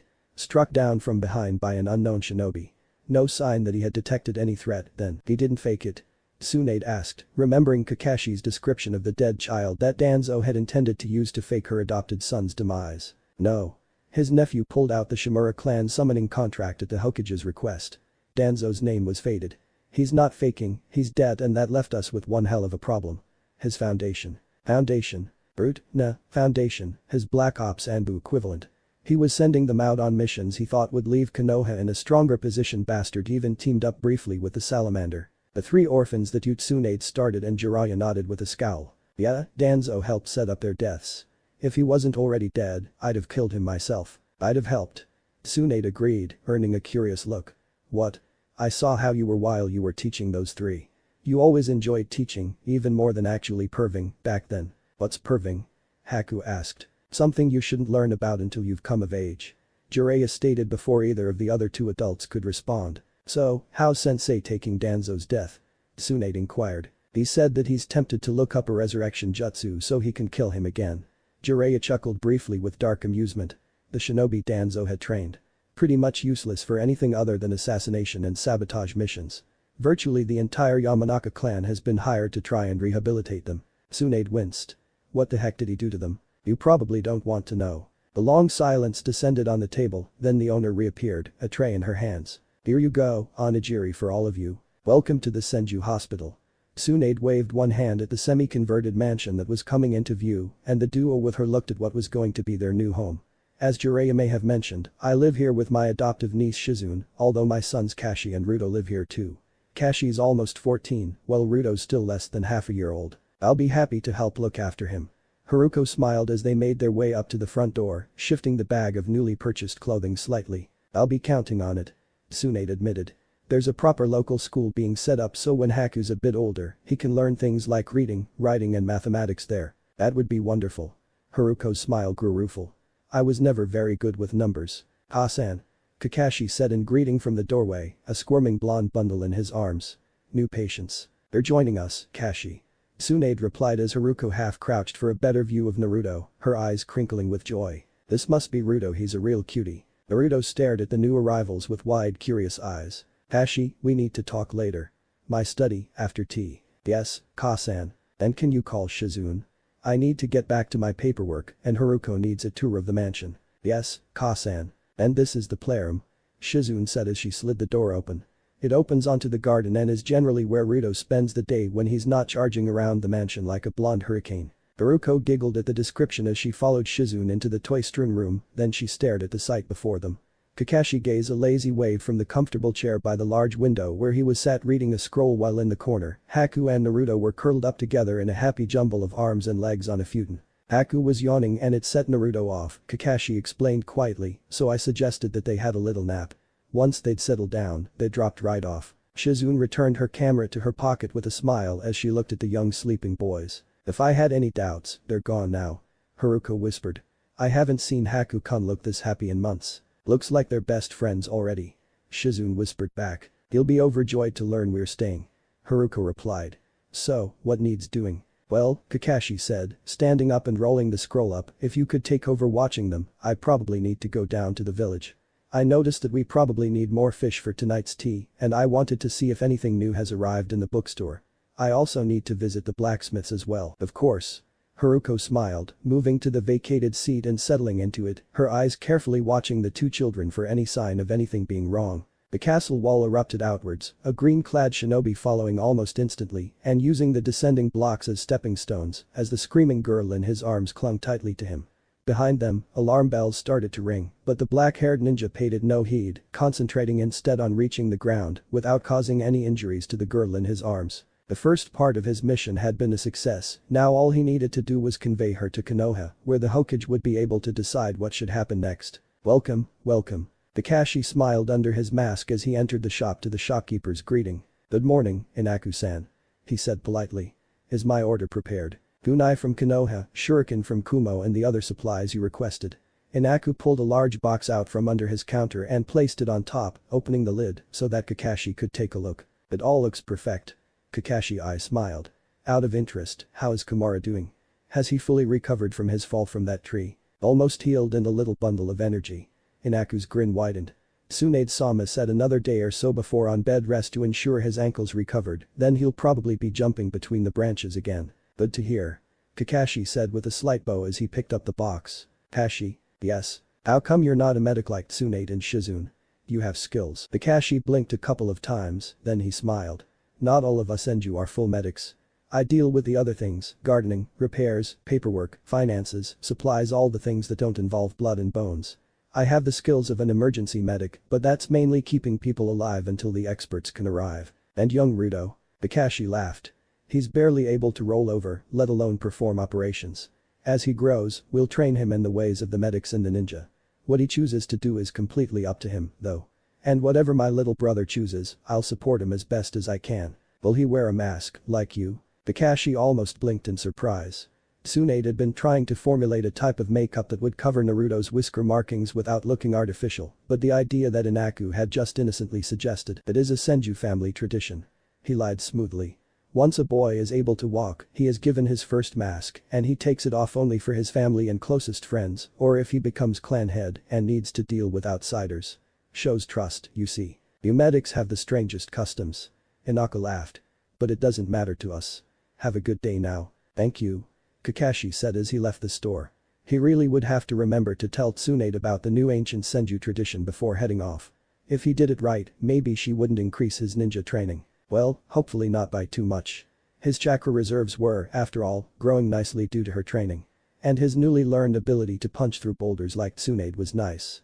Another thing to teach his little brother when he got old enough. Catch him. Kakashi blinked as a giggling high-speed blonde blur scrambled down the corridor towards him at a speed that would make many genin jealous, followed by Haruko and Tsunade, who were both trying, and failing, to catch him, and succeeding only in getting in each other's way, only Tsunade's ninja reflexes stopping them from measuring their lengths along the ground. Carefully placing the box down at the side of the hall, Kakashi moved into the path of his 4-month-old adoptive brother as he tried to get past and scooped him up, balancing the giggling boy on his hip as Tsunade and Haruko finally caught up. Thanks.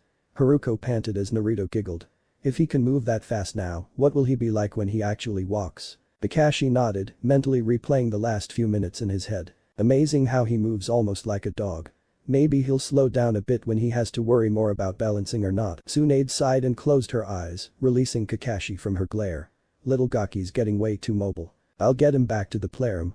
Haruko laughed as she almost skipped back down the hallway, both shinobi watching her as she held the laughing infant. I still haven't come up with a way to hide his whiskers, he keeps smearing the makeup off. Tsunade noted quietly. Kakashi said slowly, catching her attention. I came up with an idea about that, based on something that one of the shopkeepers said.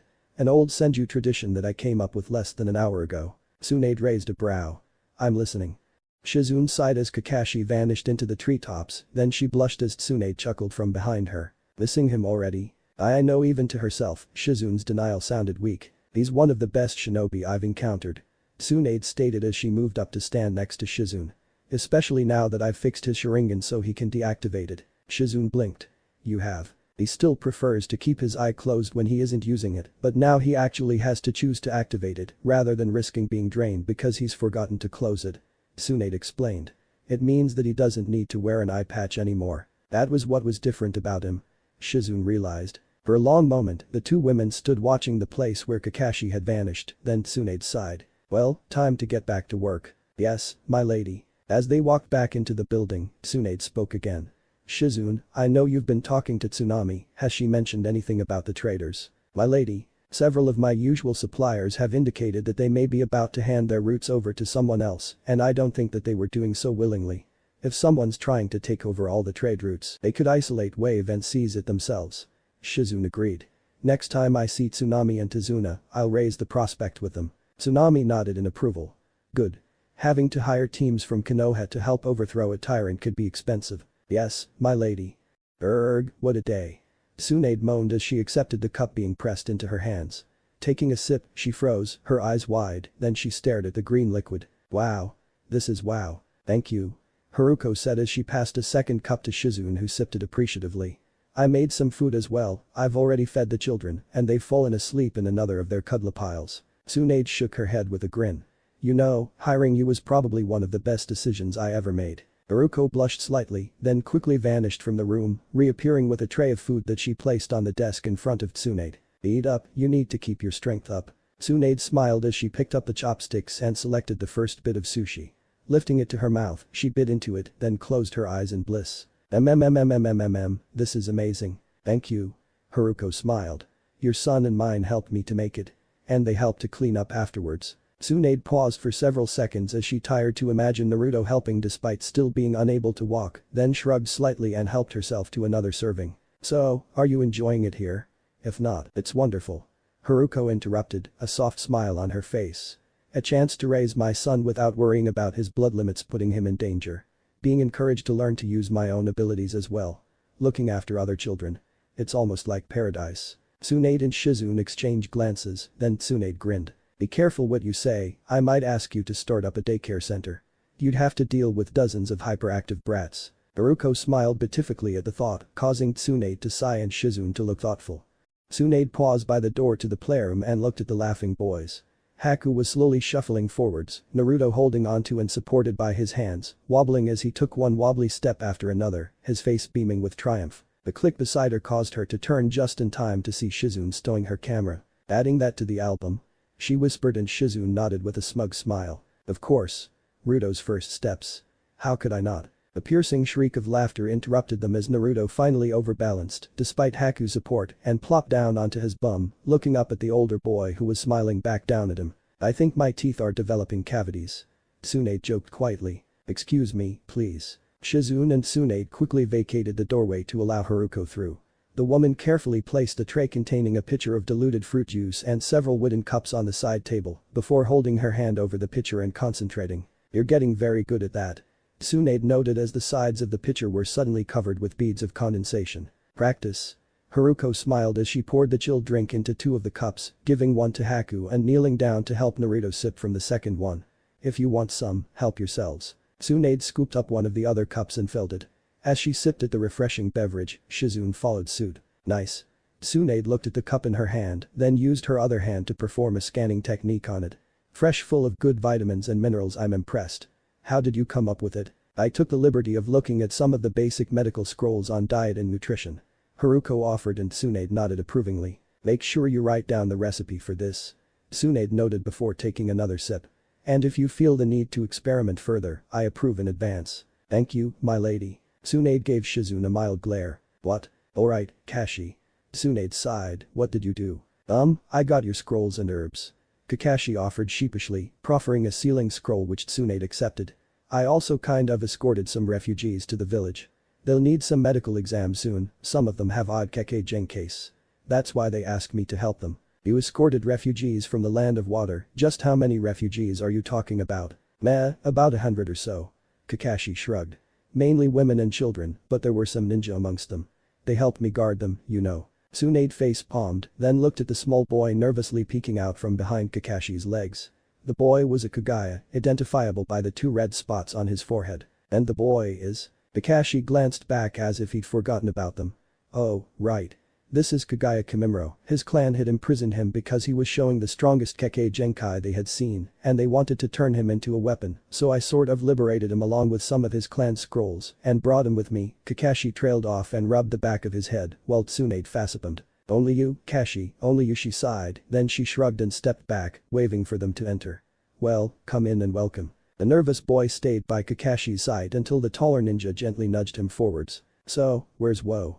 "Gotcha." Kakashi grabbed the speeding Naruto up off the floor and knelt down to balance him on his knee as Kimimaro looked at him with curiosity. "Got away from Haruko again, did you?" "Kimimaro, this is Ruto. He's now your new little brother, alright." Kimimaro cocked his head in thought, then carefully reached out, smiling as Naruto promptly latched onto his finger. "Hello, Atado." Haku trotted up to them and Naruto promptly reached out with his other hand. Haku giggled as his finger was captured as well. "Well, I guess that Ruto just got himself another playmate." Kakashi half-joked and Tsunade sighed. "Okay, Kashi, take Kimimaro, Ruto and Haku to Shizune while I talk to Haruko about this." "Of course." Kakashi smiled as he stood up. "Come on, let's go to the kitchen and grab some food. I know that you're hungry after all that walking, and then we'll get your hair sorted and a Senju mask, shall we, little bro? After that, we can officially introduce you to everyone." Kimimaro smiled up at Kakashi. "Tense up." Kimimaro called as he put the hammer down and gave the guy line a small tug to ensure that it was secure. Rising to his feet, the 7-year-old nodded in satisfaction. "Ruto, how's the firewood coming?" "Getting loads." Naruto called as the 3-year-old boy wobbled his way into the clearing, arms filled with sticks and small branches. "Gonna be good fire." Kimimaro quickly scooped enough sticks from his younger brother's arms to let him actually see where he was going, earning an eye smile from him. Together, they piled up the collected firewood, then using the lessons that their older brother had given them, Kimimaro used a kunai and a piece of flint to ignite the dried leaves placed between the sticks. A few moments later, small flames began to curl their way through the conical arrangement. "I wonder where Big Brother's gone." Kimimaro mused. "What is a Kumo shinobi doing in the land of waves? And why do you have a tied-up young Hyuga girl?" "Food?" Naruto prompted and Kimimaro laughed as he used several straight sticks to create a frame over the fire to hang a small cooking pot on. "Can you get the rice and water?" Naruto brightened up and scrambled for the backpack containing their supplies. Half diving into it, he emerged a moment later with a canteen and a small packet. "Those are noodles, Ruto." Kimimaro sighed. "Lunch is rice. Noodles." Naruto waved the packet and Kimimaro sighed. "Noodles tonight, Ruto. Rice now." "Noodles," Naruto mourned as he stared sadly at the packet. "Rice. Head down the stream. You dare interfere with a jonin from Kumo? I'll show you the error of your eye. Is that a Sharingan? And it is the last thing that you will ever see." "Rice." Naruto sighed as he handed the packet in question to Kimimaro, who extended a small bone blade from his finger to cut it open with before pouring it into the steaming water. There we go, in a few minutes, what is it? Naruto half crouched by the stream passing along the edge of the clearing, every line of his body showing concentration as he sniffed. Naruto. Girl, crying, coming. Naruto announced quietly, then his gaze fastened on a tall clump of grass. A moment later, it parted and a soaking wet dark-haired figure fell through, landing in Naruto's arms. Kimimaro blinked several times, then made a decision. I'll heat up some water for a cup of tea. Naruto, get her two by the fire so she can dry off, then get a towel. Kakashi looked down at the patch of disturbed earth that held the corpse of the shinobi that had attacked him, then moved to where he had piled the weapons and other items he had looted from the corpse. Pulling out a small scroll, he sealed away the items, then closed his left eye with a sigh of relief. 3 new techniques to write down when I get home. He muttered to himself as he pocketed the scroll before looking round. Good, she obeyed my order, so by now, she should be at the camp. I'll have to make sure, though. Carefully examining the stream bank, Kakashi made his way downstream. The girl sipped gratefully at the cup of tea that Kimimaro had given her, showing incredible poise for her young age. Beside her, Naruto sat with his arm across her shoulder in a protective fashion. Excellent. Kakashi said from the edge of the clearing. I see that our guest arrived. Don't worry, the bad man who kidnapped you won't be able to do it again. I dealt with him. Thank you. The girl managed and Kakashi knelt down on the other side of the small campfire in an attempt to avoid scaring her. So, let me introduce ourselves. My name is Senju Kashi and you have already met my 2 brothers, Senju Kimimaro and Senju Naruto. You may have heard of our mother, Senju Tsunade. The girl perked up slightly. Senju Tsunade. Daddy says she best meet a medical ninja ever. She is very accomplished. Kakashi agreed as Kimimaro handed him a cup of tea as well. So, may we know the name of the girl we've rescued? Hyuga Hinata. The girl said shyly. Tusan is Hyuga Hiashi, the clan head of the Hyuga clan. Kakashi finished. I've heard of him. He's very important. Daddy is Hokage's advisor. Hinata said proudly. He helps run the village. Who's the other helper? Kakashi asked curiously, and Hinata frowned. Uchiha Fufu, Uchiha Fugaku. Kakashi rocked back on his heels. The Hokage has the clan heads of the Uchiha and the Hyuga as his advisors talk about welding the clans closer to Konoha. Naruto tilted his head in confusion, but Kimimaro nodded in understanding, having learned the basics about Konoha from his older brother and Shizune. Boys, I'll need to run back home to tell Kasen about this. Kakashi sighed. You should be safe until I get back, but Maru, you have permission to use all your skills if anything happens. Yes, Nai-san. Kimimaro nodded. Give my share of the food to our guest. Kakashi added. I'll pick up a ration from home and I expect to be back soon, probably with company and maybe an extra tent. Yes, Nai-san. Tsunade looked up in confusion as Kakashi appeared in the doorway to her office. Did you call off the camping trip? We got an unexpected guest. Kakashi ran his hand through his hair. Hyuga Hinata, daughter of Hyuga Hiashi. Apparently she was kidnapped. I took care of the kidnapper, but Tsunade found herself standing without any memory of having moved. Shizune. The sudden thunder of footsteps announced Shizune's arrival and she screeched to a stop as she saw Kakashi. What happened to your camping trip? We had an unexpected visitor, so as we might get sick too if we stayed, we came camping.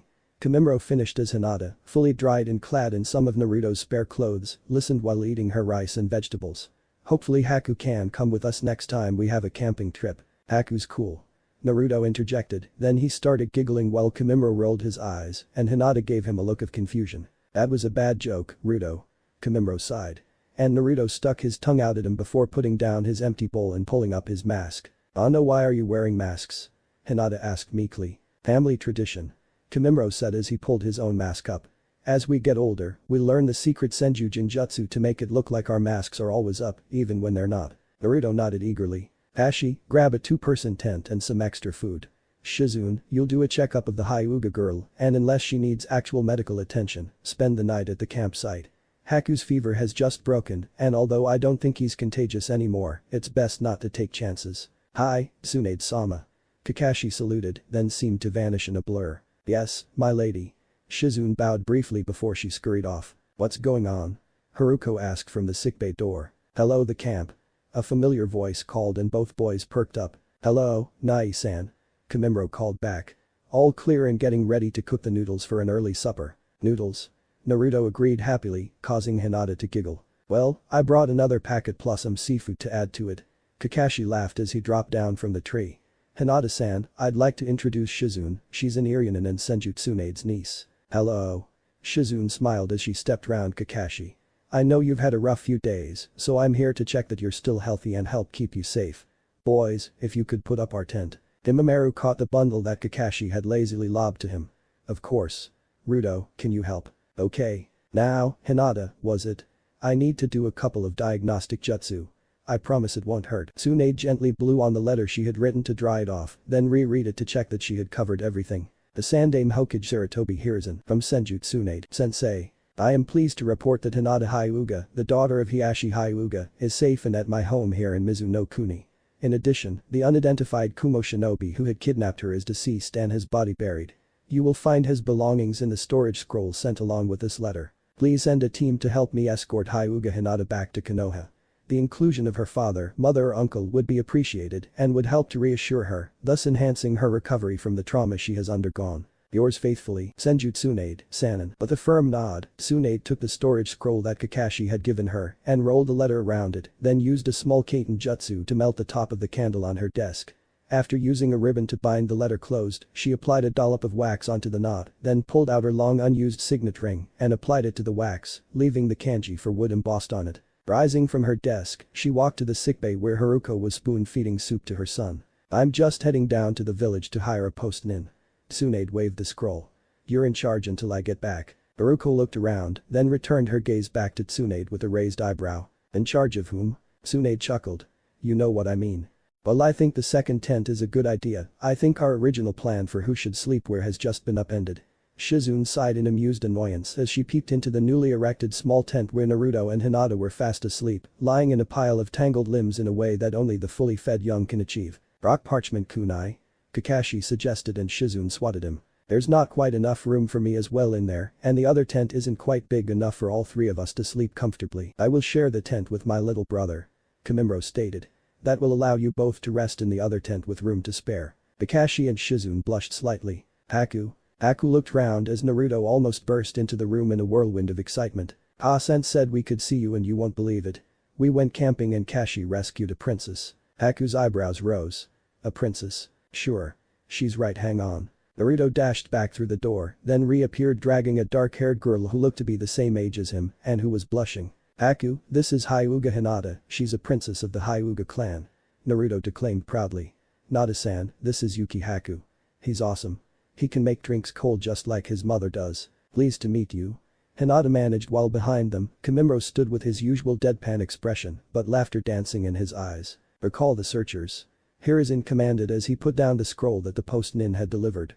Fugaku's eyes narrowed as Hiashi's eyebrows twitched in a sign of his rapidly building fury. Your daughter is safe and with Senju Tsunade in wave. Hiashi almost seemed to collapse bonelessly into his chair. Really? Hiruzen confirmed. She killed the kidnapper, a Kumo shinobi according to her description, and now Hinata is with her, waiting for you to collect her. Why would he have gone through wave? Fugaku wondered. It's nowhere near the normal routes to Kumo, which is why he would have done it. Get a ship, circle the land of water, and he'd be able to get back to Kumagakure without being intercepted. Quite. Hiruzen agreed. It was a very cunning plan and one which would have succeeded if not for the slug Sanin. Hiashi finished, closing his eyes in relief. I would ask for a leave of absence to lead a team to retrieve my daughter. Since it seems that Tsunade plans to escort her back, I would suggest taking a few elite jonin with you. Hiruzen suggested. I know that you do not approve of my clan, as I do not of yours, but I would offer the services of my son, Itachi. I will pay for him to aid with the escort. Itachi is one of the few Uchiha whom even my clan approve of. Hiashi half-joked. Accepted with gratitude. Shizune. The woman in question paused, then looked round even as she pocketed the packet that she had been purchasing. Yes. How can I, Hiashi-sama? It is good to see you again, Shizune-san. Hiashi greeted the surprised Kunoichi. I must ask, how is my daughter? She's doing fine. Shizune motioned for Hiashi to walk with her, and the clan head nodded even as his fingers moved in Anbu sign language, commanding the team with him to relax and send one observer to follow him. She's recovering nicely. Tsunade's youngest son Rudo helps, the two of them often play until they get tired, then fall asleep in a pile of limbs. It's really cute. Hiashi glanced down at Shizune. Do you have pictures? Shizune almost stumbled, but managed not to fall. Yes. Then if you would be so kind, I would like some to take back with me to help reassure my wife. Of course. Shizune managed. Will you be staying overnight? It would be appreciated. Hiashi noted. If you have enough space, I am sure that those who came with me would appreciate a chance to sleep underneath a roof. Of course. Shizune agreed. We do have some spare rooms, or I believe that the local hotel has several rooms available. It also has an attached restaurant and an onsen heated by a set of metallic seal tags that Jiraiya-sama donated in exchange for Konoha Shinobi getting a discount. Useful. Hiashi noted, his fingers flickering in a message that Shizune failed to catch. Haruko, where is Tsunade-sama? Shizune asked as she stepped into the hall. Behind the counter, Haruko finished handing over the small vial and sheaf of instructions to the grateful old man before answering. She's currently in the hospital wing dealing with a nasty case of bees. Allergy? Shizune winced. Allergy? Haruko nodded, then she looked at Hiashi. Interesting, are you related to Hinata-chan? I am her father. Hiashi supplied. Yuki Haruko, be known to Hyuga Hiashi. Hiashi, this is Haruko, a civilian medical trainee. Shizune guided Hiashi past the counter as she spoke. Is Kashi looking after the young ones? He's showing them the treehouse that Tazuna and his men finished building for them yesterday. Haruko smiled. Haku was asking if they could sleep out there tonight. Hinata has never spent the night in a treehouse before. Hiashi mused. Maybe I should have one built assuming that she enjoys this one. Shizune managed not to laugh, but a slight eyebrow twitch from Hiashi indicated that he had caught a reaction. Blushing slightly, Shizune tapped on the doorframe to the sickbay. Come in. Tsunade called and Shizune slid the door open to reveal Tsunade lifting her hands off a young boy who was trying to fend off his worried mother. Now, keep away from that beehive. Tsunade told the boy. And if you or your friends accidentally hit it with a ball, don't try to get it back until after the bees have calmed down. Understand? He does, my lady. The mother replied as the boy nodded with the bouncy motion that only children can achieve. Good. Tsunade stepped back with a triumphant smile. See Haruko on your way out, it looks like I have a visitor. He looks like he's related that cute girl who's almost glued herself to your son. Hiashi's eyebrows would have hit his hairline had he been any less self-controlled. He should do, he's her father. Tsunade ruffled the boy's head and patted the mother reassuringly on her shoulder before walking over to where Hiashi and Shizune were waiting. Hello Hiashi. Your daughter's out the back. Do you want to see her? That would be appreciated, Tsunade-sama. Hinata's squeal of joy echoed as she slid down the pole, Naruto catching her at the bottom. Laughing, both children scampered up the spiral stair winding round the trunk of the tree, vanishing into the treehouse, only to reappear once again with more cries of enjoyment. To one side, two older children watched, close enough that they could move to help if anything went wrong. Children. Tsunade called, a gentle smile on her face, and the quartet turned to face her. Before she could continue, Hinata dashed forwards. Dusan. Hello Hinata. Hiashi dropped to one knee and pulled his daughter into a tight hug. When I heard that you were safe with Tsunade-sama, it seemed as if color had returned to my world. I am so glad that you are alright. For a long moment, no one moved, then Hinata squirmed in her father's arms, pushing away enough to look up at him. You're crying. Why are you sad? I'm not. Hiashi smiled as he pulled her back into a hug, kissing the top of her head. I'm not sad at all. This is quite a treehouse. Hiashi said solemnly as he stood on the stairs so that his head and shoulders rose through the trapdoor. The ring-shaped structure was supported on a trio of deeply embedded pillars that had vines wrapped around them, vines which also partially sheltered the upper half of the staircase. To the right of where Hiashi was, a doorway led to the metal pole that the children had been enthusiastically sliding down earlier, while on the other side of the large central tree trunk, hidden from normal eyesight, were 3 double bunks with mattresses and privacy curtains. Hiashi reflected that the amount of work that must have gone into making the treehouse was quite incredible. He had not understood how the tap above the small sink was supplied with water until his Byakugan had revealed that a water pipe was part of the edging of the staircase, feeding a tank located in part of the sloping roof just next to the trapdoor which gave access to the main portion of the tree. The fact that there was no ladder to the trapdoor indicated to Hiashi that it was intended only for those who could use the tree walking technique, a precaution he was fully in favor of. To his surprise, there was even a small metal stove set in a stone-lined alcove, close enough to the bunk beds to offer warmth, but far enough away that it was impossible for a child in even the closest bunk bed to burn themselves by accident. Several thick curtains tied back by ropes indicated that the room could be subdivided for privacy or warmth. I am impressed. Hiashi continued as his daughter passed Senju Kimimuro a few pieces of scrap wood to put in the stove, even as Yuki Haku filled a small kettle to brew some tea. I may have to see about hiring this man Tazuna about constructing something similar in our compound. I believe that the children would appreciate it. Hinata's face lit up with joy. Really? Really? Hiashi nodded. And should Kimimuro and Haku both be willing to be here to keep watch over you, I see no reason for you not to spend the night here. Hinata squeaked with joy. Stepping off the staircase, Hiashi looked at Tsunade, who was speaking quietly with her eldest adopted son. The pale-haired boy nodded as she spoke, causing his ponytail to catch the gentle wind briefly, then he sprinted up to the mansion. Anything I should know about? I sent him to get food for the other children. Tsunade gave a slight shrug. I am sure that we have a lot to talk about, so rather than having the children underfoot and complaining that we're being boring. Understood. Hinata gave a happy little yawn as she snuggled under the covers of her bed. Opening one eye slightly, she looked across to the bunks on the other side of the treehouse, especially the one in which her newfound friend Ruto was asleep, sprawled out in a way that made her giggle. Part of her wondered what he looked like without the mask that he wore, just like his brothers. Well, the oldest one could eat in a way that made it seem that the food was passing straight through his mask, which was funny to watch. Kimimaro and Ruto both had to pull down their masks, enough to reveal their mouths, although Kimimaro was good enough that she only caught partial glimpses. Closing her eyes, Hinata pulled the covers up slightly further, and soon her breathing showed that she was asleep. How is she doing? Tsunade asked and Hiashi blinked. Pardon me? You just used your Byakugan. Tsunade pointed out. It was fast, the veins around your eyes barely started to swell before reverting to normal. Someone who doesn't know about the Byakugan or doesn't pay attention would have missed it. So, how is she doing? She has fallen asleep. Hiashi admitted. You've just got her back. Tsunade agreed. I'm actually surprised that you're not out there keeping watch, Hiashi. Why did you look guilty just then? I sent a message to the squad who came with me.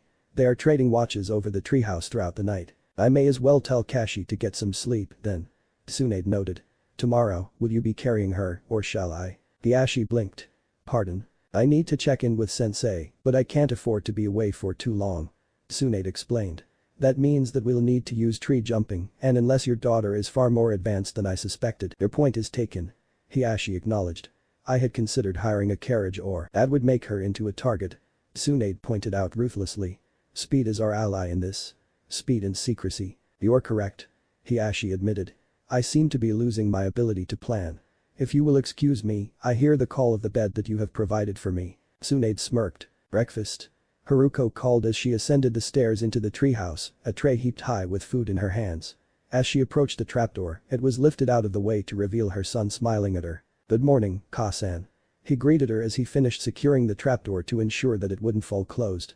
Kimimaro saw you coming, so we set up the table. Haruko nodded as she stepped into the treehouse. As her son had said, the table was folded out from the inner wall, resting on a triangular stand at its far end. Good morning, Haruko-san. Naruto and Hinata chorused before giggling, and Haruko felt her smile soften as she looked at the cute duo sitting ready to eat. Good morning, Ruto-kun, Hinata-chan. She replied as she let Kimimaro lift the tray from her hands. Once you've had breakfast, you'll need to wash up. Naruto nodded, then he sighed. Nada's leaving, isn't she? Yes. Haruko nodded. However, Hiashi-sama has promised that he will allow her to visit. I know it's sad, but you should make the most of your time together. Hinata nodded as she accepted the plate of food from Haku, then accepted the glass of chilled diluted fruit juice to wash it down with. Tsunade and Shizune will make sure you get home safely. Haruko continued, causing Hinata's eyes to light up. They have some overdue business in Konoha which needs to be dealt with, so they decided it would be better and you would be safer with them along too. Ah-sen's awesome. Naruto boasted. She can punch straight through a mountain. She's taught Nai-san how to punch boulders to pieces. Hinata's gaze shifted to Kimimaro, who shook his head even as he opened the bottle of milk that he had taken from the tray. Not me. Kashi Nai. Hinata looked round for the eldest of the Senju siblings, only to fail to see him. He had to head out early. Haruko explained as the children began eating.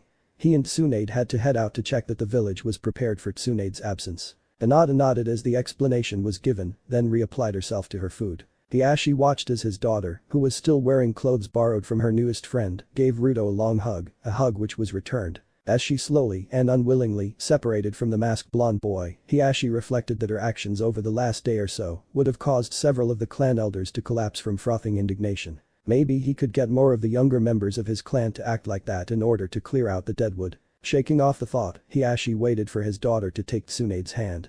As the Irionin escorted her to him, he glanced across at Itachi, who was waiting with the other 4 members of the escort squad. We are ready, Hiashi-sama. Itachi reported and Hiashi gave a nod of satisfaction. Then it is time for us to bring my daughter home. Here we are. Tsunade stated as she landed gently on the road leading up to the main gate of Konoha.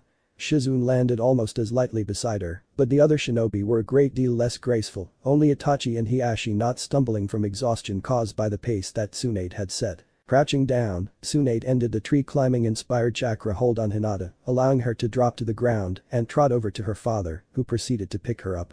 Although he had been quite insistent on being the one to carry his daughter, Tsunade had pointed out that as one of the best defense specialists in the team and the one with the Byakugan, Hiashi would be best in a close flanking position, using his Dojutsu to scan for threats and being ready to intercept should any arrive. Of course, now that they had reached their destination, the roles had changed and Tsunade half expected Hiashi to be carrying Hinata around for the next several months, if not longer. A mental image of a stone-faced Hiashi sat in a child's chair at the Shinobi Academy, Hinata perched on his lap, almost caused her to laugh, and she quickly banished the image, before turning her focus to the gate as it swung open, Itachi having taken the initiative of talking to the gate guards. "I think that we should go to the tower first," Tsunade suggested.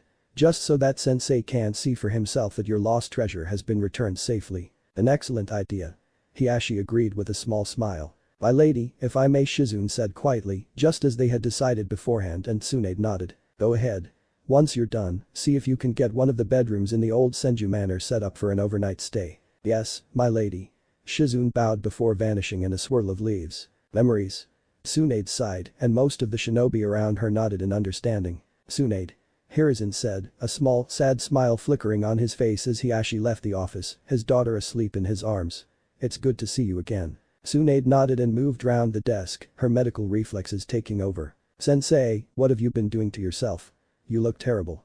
Your chakra is unbalanced, your control reduced, and it looks like you aren't getting enough food or sleep. The last few years have been hard. Danzo getting killed and having to reintegrate his route back into the shinobi ranks hasn't helped either." Hiruzen sighed. "Where's your niece?" "The gate sent word that she was with you, but Shizune wanted to pay her respects to Minato and Kushina," Tsunade said truthfully. "I believe she wanted to stop by the remains of their old house, then go to the memorial. I engraved their names myself." Hiruzen sighed, looking down at his desk, but Tsunade saw that his gaze was unfocused. "Namikaze Minato, Uzumaki Kushina, Namikaze Uzumaki Naruto. I failed him, Tsunade. I failed Minato, I failed his family. But everyone knows," Tsunade said, resting her hand reassuringly on Hiruzen's shoulder. "They know about Minato's son, the burden he was asked to bear, and how he was betrayed before the village could see him as the hero he truly was."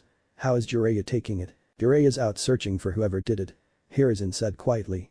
"But he said the toads are being cryptic about it. They keep referring to Naruto as being lost, not actually deceased." Only decades of self-control kept Tsunade's breath from catching. Fortunately for her, Hiruzen continued without noticing. "The name Naruto has become quite popular now. In the last year alone, 17 boys have been given that name and 12 girls have been named Naruko." Kushina would laugh at the confusion in the schools when they all enroll. Tsunade deadpanned and Hiruzen nodded with a sad chuckle. "She would indeed," he confirmed. "She would indeed." For several minutes, both of them remained quiet as the sun slowly descended towards the horizon, then Hiruzen coughed. "I hear you've settled in Wave. Planning to stay there?" "For the foreseeable future, yes," Tsunade said. "I've adopted a couple of the local orphans and have set up a small clinic that I'm thinking of extending at some point. The locals are very happy to have the great Iryu-san in helping to cure their coughs and sniffles.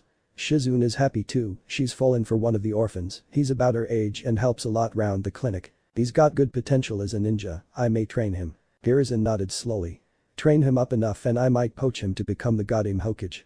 Kami knows I never wanted this job back." A knock on the door caused them to look up, then it opened to reveal Shizune. "My lady, Lord Hokage." "Shizune, how did?" Tsunade's question trailed off as she remembered who was with them, and Shizune lowered her head slightly. "I got to say and do all that I wanted to, my lady.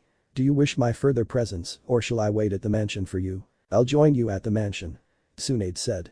"We'll head back tomorrow." "Yes, my lady," Shizune said, bowing before retreating out of the room.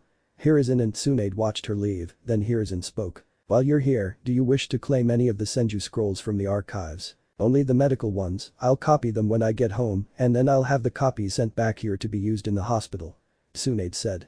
"I may be living with my new family in Wave, but Konoha is still my true home when all is said and done. I just need more time to come to terms with Anne and Iwaki," Hiruzen said softly, his voice filled with understanding, glancing at the door where Shizune had vanished. "Of course. Take all the time you need. By the way," Tsunade said as a thought occurred to her, "the next time you see the daimyo, you may want to put forward the possibility of getting a full alliance with Wave. They don't have a hidden village of their own, and an alliance would secure that border." "An excellent idea." Hiruzen smiled. "And of course, having you already there and building up a goodwill won't hurt a bit." "My thoughts exactly." Tsunade smiled. "My thoughts exactly." The Ashi sat down in front of the clan council and looked round as if daring the elders to meet his gaze. We owe a debt to the Senju clan for doing what we could not, for preventing the Byakugan from falling into enemy hands. The cage bird seal, one of the elders began, only for Hiashi to interrupt him in a cold, intense voice. Would have done nothing. Even if my daughter had been branded with the seal, they could still have taken her eyes without triggering it. Several of the elders flinched at the thought of losing the things which made them so feared on the battlefield. They had planned to use her as breeding stock. Hiashi hissed. The cage bird seal would have done nothing to stop the offspring sired upon her from being born with our sacred Dojutsu. The silence deepened as Hiashi glared at them. I will not tolerate any more of your attempts to curb the development and creation of the new protective seal. The sooner that it is created to protect our bloodline against all threats rather than turn us against each other, the better. As such, I declare that from this day forth, no one shall be branded with the cage bird seal for any reason. If you wish for our eyes to be protected, then you will support the creation of a seal that does just that. Do you all understand? The small movements would have been frantic nods in any other clan. Good. Hiashi closed his eyes for a moment, but his long-suppressed rage didn't abate, and several of the elders found themselves tensing up. Among the possessions of the one who stole my daughter was a piece of parchment with the patrol routes and times of our guards on it. Hiashi's eyes reopened and seemed to ignite with a fury that no one had ever seen before. One of you betrayed us. I want to know who and why. Tsunade. Tsunade laughed as the Kunoichi grabbed her in a massive hug which she returned. And these are the couple of Kunoichi I've been mentoring in my free time. Tsun waved at the older of the duo, a red-eyed dark-haired teenager wearing a chunin vest over a red sleeveless bodysuit.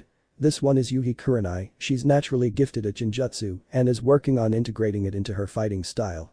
Kurenai, Tsunade. Kurenai bowed slightly, her eyes sparkling with curiosity, and Tsun waved at the younger girl next to her, a purple-haired young teenager wearing body armor, bracers and a katana slung over her right shoulder, allowing for a fast draw, combining with a downward slashing attack. And this cute genin is Ikgao Yuzuki, a budding Kenjutsu specialist. She's currently studying tracking with me as she's hoping to become an Anbu. So, wanna catch up a bit, maybe help me continue their education in what being a real Kunoichi is about. It would be a pleasure. Tsunade chuckled. Come in and help me uncover some of the furniture so we can sit down as we talk. The gates receded into the distance, vanishing behind the canopy of the trees as Tsunade and Shizune leapt through the branches. So it worked, then? Tsunade asked after checking that there were no other chakra sources within range. Shizune nodded, indicating her bulging bag. It did, but I almost failed. There were far more scrolls than I had expected in there. It was fortunate that Minato had been experimenting with new storage seals. He managed to create a storage seal less than a tenth of the size of a normal one, but it still took me 12 scrolls to seal everything. Tsunade whistled. Camus above, you had to seal the equivalent of 120 scrolls of stuff. How much of it was jutsu? About a quarter were books and scrolls, mainly about Fuinjutsu. Shizune replied, ducking as she passed a bit too closely to one of the branches. There was a lot of gold and jewels, and 4 of the scrolls are weapons. I almost couldn't believe how many of his kunai he had pre-stored, 2 entire scrolls worth. Well, at least when Naruto starts learning the Hiraishin, he'll have plenty of kunai to practice with. Tsunade shrugged after several minutes thought. There were Hiraishin scrolls, weren't there? There were. Shizune nodded. 3 of them, one of them signed by Senju Tobirama. You're kidding. Tsunade gasped. It's a Senju technique. I thought Minato had created it. Shizune shook her head. From what I was able to see from the scroll, Minato refined it, cutting the amount of chakra it needed and minimizing the time it took to implement. Tobirama noted that he could only use it a few times before needing to rest. Minato could use it hundreds of times and over considerably longer distances. Tsunade whistled, then slowly nodded. If it's based on a Senju technique, that means that we could possibly learn it ourselves, which will help us in teaching it to Naruto when he grows older. It'll be useful for going into town and back as well. Shizune grinned. Just put one tag in the back room of a small building in town and another back in the mansion and pop. Instant movement. Might be an idea to install a platform with fake seals on it. Tsunade mused. Make them look complicated enough and no one will suspect it's really a small tag that does it. Include a few light seals for dramatic effect and it'll look cool as anything. Put a tag in the Senju mansion and you'll be able to visit Konoha whenever you like. Shizune added, then she grinned. How many tags do you think Minato left around Konoha? Tsunade shrugged. Probably quite a few. Now, using them is another problem. The old lecher tried and failed to learn it. Shizune frowned. Interesting. We both know that it couldn't be his chakra control that was the issue, since Jieya-sama is capable of Sage Mode Blood Lock perhaps. We'll find out back at the mansion. Tsunade shrugged as she ducked under a branch growing at just the wrong height. I hope the scrolls explain the damn technique. I don't want to spark the lecher's curiosity by asking him about the Hiraishin. That could be a problem. Shizune agreed. After several more kilometers had flashed past, Tsunade smirked. "My lady?" Shizune asked nervously, having seen that particular style of smirk before. "It occurs to me that Kashi knew Minato's style the best." Tsunade noted. "I think it will be a good project for him. Keep him out of trouble, as it were." Shizune managed to both pale and blush at the same time, much to her mentor's amusement. "How's it going?" Shizune asked and Kakashi looked up from the scrolls that he was poring over. "I've just about finished decoding it. I think I've gone from journeyman to master in Fuinjutsu over the last 9 months, and sensei was a genius."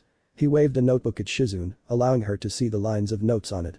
"I sort of knew how it worked, but the actual details I swear, Minato-sensei took the Senju version of the Hiraishin, and then he took it sideways. That's the only way I can describe it. He mixed in some extra seals, allowing him to detect things close to the destination seals, and to allow him to bounce between seals. He didn't have to repeat the technique for each jump, he just had to maintain it and select which seal he would appear at next." Shizune blinked. "Wait, you mean that's how he ended the third shinobi war?" Kakashi nodded. Everyone assumed that his reflexes were so fast that he was repeating the jutsu dozens of times per second. No one wanted to face someone who could do that. The way that he really did it, though it's still incredible, but it's not as superhuman as it seemed. It also has some downsides compared to the original version. Kakashi continued, flipping through his notebook. "For starters, the range is significantly less, but the chakra cost isn't proportionately smaller. Admittedly, most of the chakra cost is taken up by the initiation of the technique, but each bounce does increase the amount of chakra needed by a small but significant amount, meaning that something like Sensei did easily twice as much as a simple Senju Hiraishin. In addition, the bounces need incredible chakra control, otherwise they become random. You end up almost anywhere except where you intended to go. Tsunade could do it easily with her level of control. I probably could, and since you've done more Irien training than I have, you should be able to do it too." Sensei knew about the range problem, so he came up with another variant which he taught to 3 people. The guard Hiraishin. Shizune realized. It uses chakra resonance to create a pulse that boosts the range enough that it could theoretically let the users transport someone across the elemental nations in one move, assuming that they have a target. Kakashi confirmed. "I'm still trying to understand exactly how Sensei managed to create a technique that uses such a phenomenon. How long before you can teach us?" Shizune asked and Kakashi shrugged. "I'm not sure. By the looks of it, I still need to master the Senbon balancing exercise in order to be able to do Sensei's version, although I think I should currently be able to do it using Tobirama's method." "And the guard method?" Shizune asked and Kakashi shook his head. "The most obvious use of it would be to go to Konoha and back, but I'm officially dead, remember? If I go there, there's too much chance I'll be recognized even with my hair and a ponytail, rather than my old spikes. I can't risk it, and since it needs 3 shinobi to perform it." Shizune nodded in reluctant agreement. "On the other hand, Tobirama's method has just enough range to reach Konoha in 2 jumps.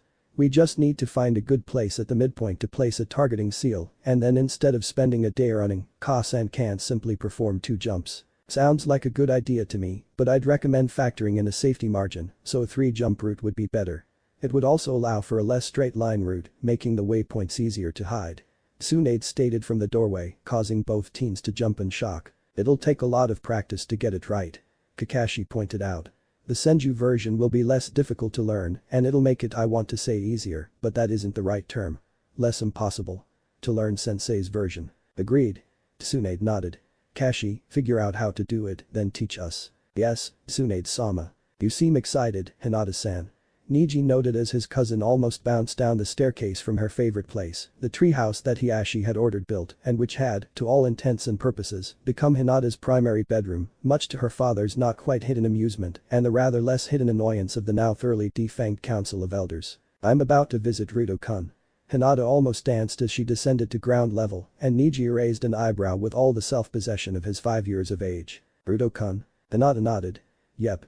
I wonder who's taking me." "That would be me." Hisashi noted as he strolled up to them. "I will be leading the team." Niji paused and Hisashi ruffled his hair slightly, earning a scowl of annoyance. "Niji, if you want to come, I'm sure that you can." Niji shook his head.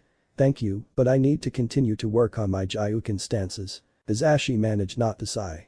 "Very well. I spotted Ko heading for the dojo." Niji gave his father a quick bow, then strode off. Hisashi watched him go, then shook his head. "Damn it, brother." He whispered to himself. "Why did you let my son know that he may yet be chosen as heir? He's still too young." It went straight to his head. "Uncle?" Hisashi refocused on his nice. "My apologies, Hinata-chan. I was caught in thought." He apologized. Have you selected the clothing you wish to take with you? Hinata nodded. They're on my bed. Then since I happen to have a sealing scroll on me, may I help you pack? That's different. Haku noted as Kamimura went through a slow kata with a sword that was made from one of his own bones. Cool, Naruto whispered, then he pulled down the collar of his t-shirt and started grabbing at his shoulder. Come on. Come on. Gim sword. Come on. What is going on? Shizune asked as she came to a stop beside them, looking at Naruto with befuddlement. Naruto-kun's trying to get a sword so he can join in. Haku rolled his eyes as Naruto gave a growl of frustration. Want a sword? He grumbled. Nai-san gets swords from shoulder.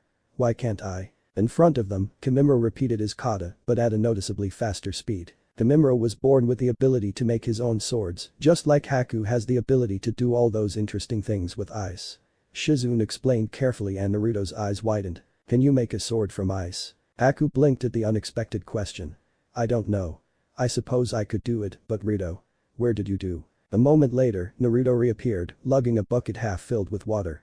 Wet patches on his clothes showed that the bucket had started out much fuller, and he placed it in front of Haku with an eager grin. I think he wants you to demonstrate. Shizune giggled and Haku sighed before kneeling down so that he could place one hand into the water.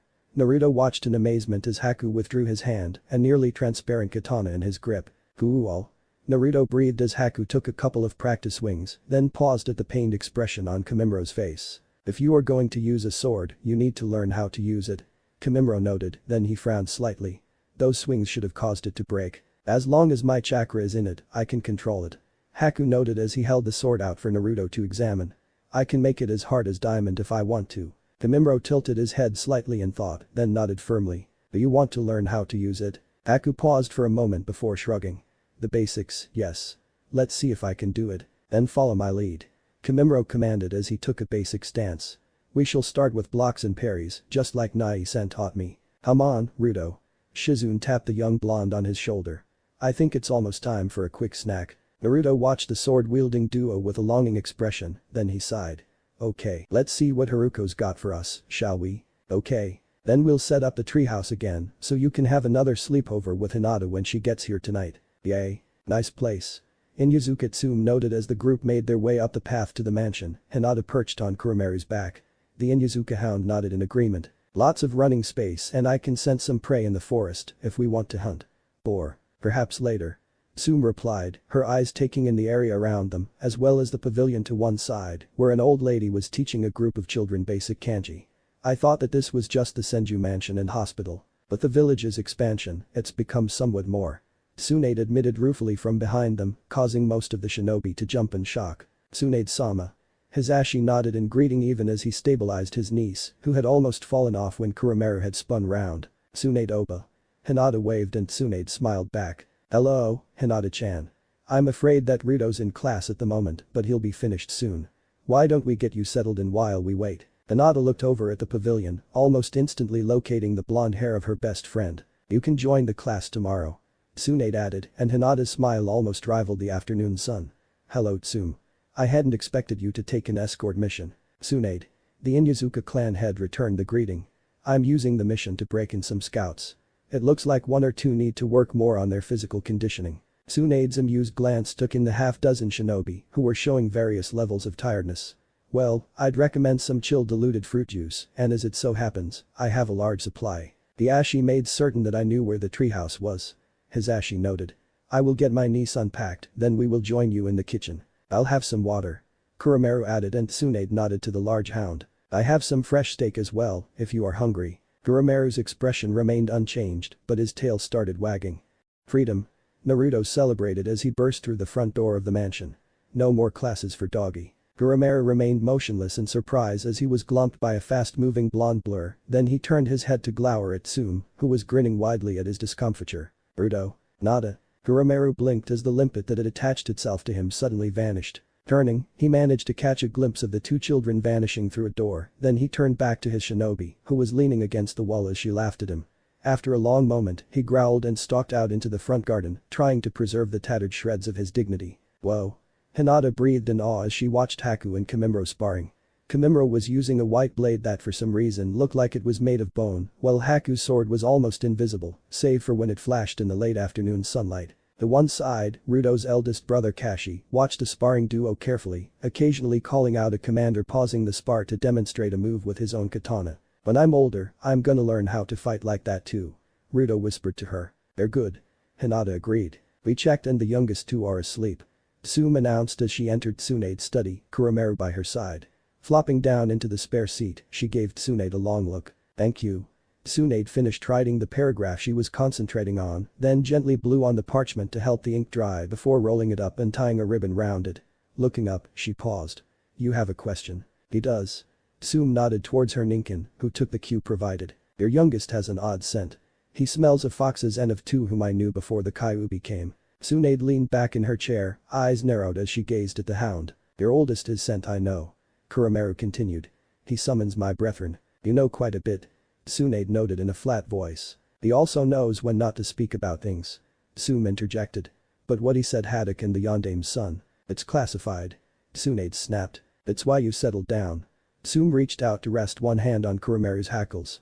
Hell of a plan, but using another kid to fake his death. That was Danzo. Tsunade replied in a growl that would have made Kuromeru proud. We hijacked his plan. With no one looking for him, Ruto's safe until it's time for him to become a shinobi. Tsume nodded with a lopsided grin. Nice. No wonder Hiruzen's gone out of his way to let Hinata-chan visit so often. The Hyuga are your conduit for passing reports to him, and since Hiyashi's one of the advisors, no one would suspect anything was happening other than normal political stuff. Tsunade simply raised an eyebrow, and Tsume's grin grew more crooked. I'll keep quiet about it, don't worry. Even though I'm a clan head, it's probably classified so high that under normal circumstances, I'd only have found out once he took the hit I ate if then. Hell, it explains a lot and my respect for the Hokages just shot up.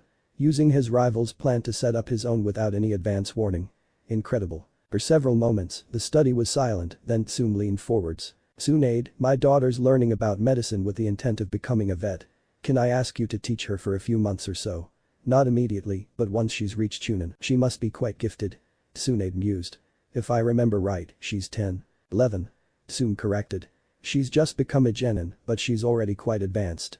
I give it no more than 3 years before she hits Chunin. Tsunade steepled her fingers as she thought about it, then she nodded. Once she hits Chunin, but not before. Tsume grinned. Good morning, princess. Tsunade pinched the bridge of her nose for a long moment, then she gave in to the inevitable and turned to where Jiraiya was lounging along the windowsill. Jiraiya. She sighed. I wasn't expecting you. I know. Jiraiya dropped to the ground and ambled over, glancing at the paperwork on Tsunade's desk. I had to get a lift to get here, chap named Kaiza brought me over. And you came here because? Tsunade queried, ignoring how Jiraiya had perched himself against her desk. It's been a couple of years since you last showed up. Several reasons. Jiraiya shrugged. The most important reason is a chap called Gato. Tsunade paused, eyes unfocused as she combed her memory. After a few moments, she shook her head. Name doesn't ring a bell. Who is he? Urchant? Leader of an entire consortium. Jiraiya frowned. Scum. I recently rescued a few girls from one of his operations and took them to Konoha, where I set them up with jobs and arranged for therapy from the Yamanakas. He's looking at Wave. Tsunade returned the paperwork to the file it had come from, then gave her fellow Sannin a long look. We've got an alliance treaty with Hai no Kuni. He knows. Jiraiya agreed. He doesn't think it's important and yes, he's aware that you live here. Tsunade blinked. What? The girls I rescued? Jiraiya almost snarled. Former Kunoichi. Bastarded them addicted in order to force them to obey him. Fortunately, Ma was able to help prevent them dying from the withdrawal symptoms, but they'll never be able to take to the field again. Tsunade winced, then her eyebrows drew down. You think that he intends to do the same to you? Jiraiya asked. I think that he'll try to grab one of the others as a hostage to ensure your compliance. Once he's forced you to submit, he'll probably try to get you hooked on something so he can increase his control over you. He'll probably be able to give it a damned good go, he's got quite a few ex-samurai and shinobi on his peril. How long do we have? Tsunade rose from her chair. At least a few months or so, he's still raising his private army. Jiraiya watched as Tsunade paced the study, recognizing the signs of her planning something big. For several moments, Tsunade prowled the study, then she stopped. Do you have one of Minato's kunai? Jiraiya blinked at the question. At home in Konoha. Why? Because, as much as I hate this, I don't think I can deal with this threat alone. Once I briefed sensei, you were going to get the kunai and keep it on you at all times. Jiraiya shook his head in confusion. What? Tsunade, you make it sound like you know the Hiraishin. Tsunade grinned almost fiercely as she opened the door. Haruko? I need Shizune and Kashi. Something's come up and we'll be away for a few hours. Jiraiya blinked again. What? Hiruzen put down the brush with a sigh, then he picked up the piece of paper and placed it almost ceremoniously on the pile of paperwork that had been reviewed by him. Leaning back in his chair, he looked at the now empty tray on his desk and gave a tired smile. Finished at last. He whispered to himself as his assistant bustled in and departed with the commie-damned pile of papers. And now that everything's sorted, I can go. What the hell? Hiruzen's chair shattered against the wall of his office as he exploded to his feet, hands rising in preparation for unleashing a barrage of offensive jutsu, only to come to a sudden stop as he realized that he knew 3 of the quartet who had somehow appeared out of nowhere before him. After all, 2 of them he had personally taught. What the? Sensei? Tsunade smiled as she dropped her hands from where they had been touching the hands of Shizune and the teenage boy who looked somehow familiar. In the middle of the triangular formation, Jiraiya was staring at the teen with an expression which indicated that he knew the boy, he just couldn't quite work out who he was. Sorry for dropping in on you like this. Was that the Hiraishin? Hiruzen asked almost numbly and Tsunade nodded. Yes, it was. Kashi and I can do all 3 versions, Shizune can do Tobirama's version and the guard version. It took us over a year to learn, even with the scrolls. Hiruzen blinked, then looked forlornly at the wreckage of his chair. I think I need to sit down for this. He grumbled before moving round to the front of the desk. As he seated himself on it, Jiraiya suddenly clicked his fingers. Kakashi. Had a Kakashi. Damn, that ponytail is one hell of a disguise. Hiruzen blinked again, then looked at the youngest person in the room, mentally adding an angled hit I-8 and spiked hair. As the mental image formed, his face hardened. Anbu Inu, report. Kakashi snapped to attention. Anbu Operative Inu reporting on continuing mission to protect the Yondame's son. What? Maybe I should explain. Tsunade interjected over Hiruzen's disbelieving shout. Maybe you should. Hiruzen agreed, feeling somewhat disconcerted. After the Kyuubi attacked, Kakashi stumbled across a plot to fake Naruto's death in order to turn him into little more than an emotionless weapon, and that's what happened. Tsunade finished almost an hour later. Hiruzen nodded in dazed acceptance, then took a swig from the bottle of sake that Jiraiya had produced 10 minutes into the explanation before handing it back to the Toad Sage. I was intending to enroll Kimimaro and Naruto into the academy for their final years, and Haku wants to be a shinobi too, so I was hoping to get Haku and Kimimaro in next year, although with their blood limits, they're almost at Chunin level already. I can't believe that you managed to keep this a secret even from me. Jiraiya mused. Does anyone else know? I think Hiashi may suspect, although I'm not certain. Tsunade admitted. I know that Tsume is fully aware of it, we had a talk about it during her first time escorting Hinata-chan. That and me possibly training her daughter in the medical arts. Jiraiya groaned. Oh come on. How did she work it out when I didn't even have a clue? Gurumare recognized Kakashi's ent. Tsunade supplied, causing Jiraiya to slump against the wall, muttering about how annoying lucky novices were. I'm afraid I kind of misled her into thinking it was classified. It is. Hiruzen stated, causing Tsunade to sag in relief. I'll backdate the mission papers and put them in the hidden archive. Oh, Kakashi. Hi. Now that I know you're alive and know your sensei's travel technique, I may call on you to perform some missions. Hi. In the meantime I do believe that it's almost time for Hinata's annual visit. Correct. Tsunade nodded.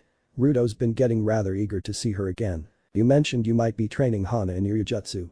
Hiruzen continued. I'll arrange for her to come to you on the escort mission and stay until the Gato situation is over while the 2 you mentioned come here to enroll. Kimimaro and Haku, was it? Senju Kimimaro and Yuki Haku. Tsunade confirmed. Shikatsumiyaku and Hyuten respectively. Hiruzen gave a small smile as he accepted the bottle back, then paused as Tsunade placed a glowing hand on his stomach. You need to cut back on your drinking. Tsunade scolded. You are not doing your kidneys any good drinking like Jiraiya does. Boy. The sage in question protested. Of course, this leads to the problem of how I can break this news to my advisors. Hiruzen frowned. Hiashi's been making noises about arranging a marriage between Hinata and Ruto, so have him lead the next escort mission and I'll tell him then. Tsunade suggested. And how will I balance things out? Hiruzen asked. With a possible marriage to not only a scion of the Senju, but to the son of the Yondaime, the Uchiha will need something to match the gains the Hyuga clan will make. You can give them the Godame. Jiraiya suggested, earning quizzical looks. Uchiha Itachi would be almost perfect. His loyalty to the village is among the highest rated of all active shinobi. Hell, I heard it's higher than mine, and I'm the chief spymaster. Hiruzen nodded slowly. Yes. Yes, that would probably work. It would take several years to get him fully trained, but it would ensure that the Uchiha clan wouldn't dream of trying to make any power grabs, not when they think that they'll win simply by waiting. Jiraiya smirked. And it means that I won't risk Konoha by allowing you to take over. Hiruzen added. Boy. The Toad-san protested. Ruto-kun. Hinata dashed clumsily across the herb garden towards the love of her life, although she still hadn't managed to summon enough courage to tell him that, Ruto, who turned and beamed at her, his welcoming smile somehow obvious despite his mask. As she got close her foot briefly caught on a loose rock and she stumbled forwards, failing to recover as she lost control. Then it Hinata crashed into Ruto and grabbed him to keep her balance, just as his arms closed around her to prevent her from falling. She reflexively looked up into the eyes of her savior, just as her momentum caused her lips to meet Ruto's. Sheer shock held her motionless for a moment, then she relaxed into Ruto's embrace, closing her eyes as she enjoyed the feel of his lips against hers, even through the thin layer of fabric, his arms wrapped protectively around her as she enjoyed her first kiss. Opening her eyes again, she found herself looking past Ruto at Tsunade, who was standing watching them with an unreadable expression on her face. Panic rose and the world seemed to whirl away. Ruto-kun. Naruto turned and smiled at his best friend, who he hadn't seen in far too long, as she seemed to dance gracefully through the medical garden towards him. As she got closer, she tripped on a loose stone, and Naruto quickly stepped forwards to catch her, his arm scooping her up before she could fall, and pulling her close to him, and their lips met. Naruto froze in shock, his mind spinning as she seemed to melt against him, her lips locked onto his through his mask. Never before had he been so simultaneously grateful for and yet so irritated by the tradition that kept all the Senju males masked. For a moment, he feared that she would be angry with him, but then he felt her arms tighten around him, and he closed his eyes briefly as he realized that it was not just him that was enjoying the situation. Naruto opened his eyes just in time to see Hinata open hers, then her eyes widened in shock before rolling up as she collapsed bonelessly. Hinata. Naruto dropped to his knees as he tried to stop her falling to the ground. Cradling her head against his shoulder, he reached up and quickly checked her pulse and respiration. Hinata. Hina-kun. I think she fainted. Tsunade said from behind him, her voice full of amusement. Naruto glanced round and saw Tsunade's eyes crinkled with mirth. Fainted? What do you mean, Kasan? She's finally laid claim on you. Tsunade said, then she sighed at Naruto's confused expression. I don't know how you missed it, Gaki, but Hinata's been in love with you ever since you, Kashi and Kimimura rescued her. With me, Naruto exclaimed, his face paling with shock. But she's from Leaf and I'm the Kyuubi Jinchuriki. The Kyuubi attacked Leaf, how can she? She does, and I don't think it matters to her. Tsunade said. Or it won't if you tell her. You're not the Kyuubi, remember? Now, pick her up, I think it best if she wakes up inside. Naruto lifted Hinata up and followed Tsunade to Hinata's room. Bending over to put her on her bed, he froze as the situation became clear. Asan, she's holding on to me, I can't get loose. Then you should stay with her until she wakes up. Tsunade said as she stepped out of the room, grinning at her adopted son's expression. You may as well get a nap as well. Asan. So, how are they? Tsunade smiled. Having a nap, girls got quite a grip. Even laid out cold, she wouldn't let Rito go after he carried her to her room. I just told him to get some sleep and let her keep hugging him. Kakashi chuckled. Like that, is it? Tsunade nodded, then sighed. Well, we may as well go and get our old geezer read into the mission. Coming. I wouldn't miss this for the world. Kakashi murmured. Tsunade-sama. Hiashi said, bowing. Hiashi-sama. Tsunade replied with a slightly shallower bow. I apologize for the delay. You have business you wish to discuss. Hiashi glanced to Kakashi and raised one eyebrow slightly. Hashi is completely trustworthy. Tsunade said, moving to one of the couches and waving for Hiashi to sit even as Kakashi moved silently to stand behind her. I hold no secrets from him or from Shizune. Hiashi looked round. Where is Shizune? Shizune is taking care of some business in town for me. Tsunade said with a smile. She will be back this evening. I see. Hiashi said. Very well. The Hokage knew that I would be escorting my daughter here and has sent me with a message. In addition, I have something personal to ask as well. Which would you like first? What does the old monkey say? Tsunade asked and Hiashi straightened. Senju Tsunade, Sarutobi Hiruzen, the Sandaime Hokage, has personally approved the entrance into the academy for the two that you have sponsored.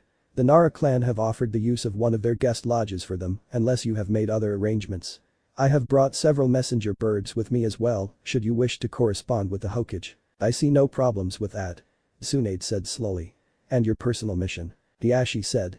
Since the introduction of the new seal that protects our bloodline, the internal affairs of my clan have become complex.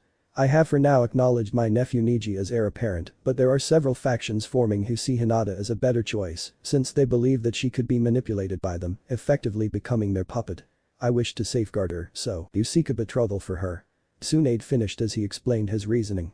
You wish to betroth Hinata to my son, Ruto, and have her marry into the Senju clan. Hiashi nodded and Tsunade closed her eyes. I don't know if you are aware of this, but Rito is not of my blood.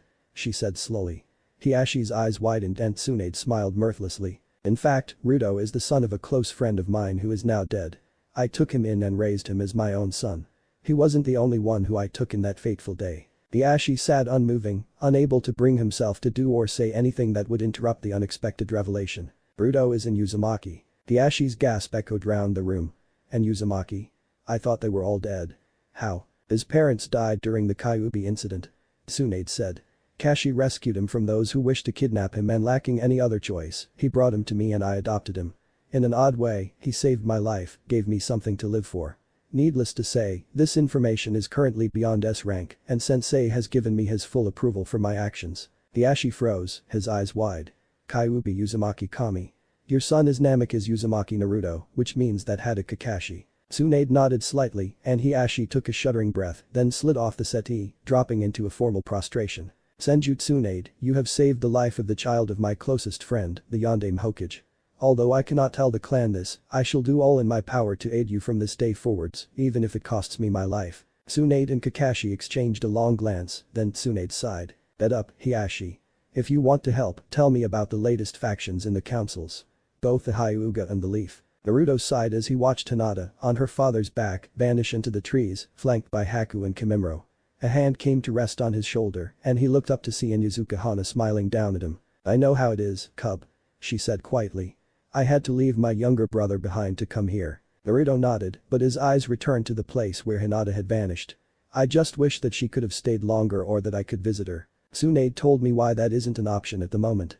Hana noted and Naruto blinked in shock, then looked up at her. Really? Parents and burden. Hana confirmed, causing Naruto's eyes to widen, then he sighed again. Nai sends off to be a ninja. He grumbled. Haku Nai is off as well, this is going to suck. Hana patted him reassuringly on his shoulder. Naruto. Shizune called and Naruto turned. Hi, Shizune. We're running low on meat. Shizune threw a pouch at Hana, who reflexively snagged it out of the air. There's money. Take Hana down to the village and show her round a bit, then be back for tea with the meat.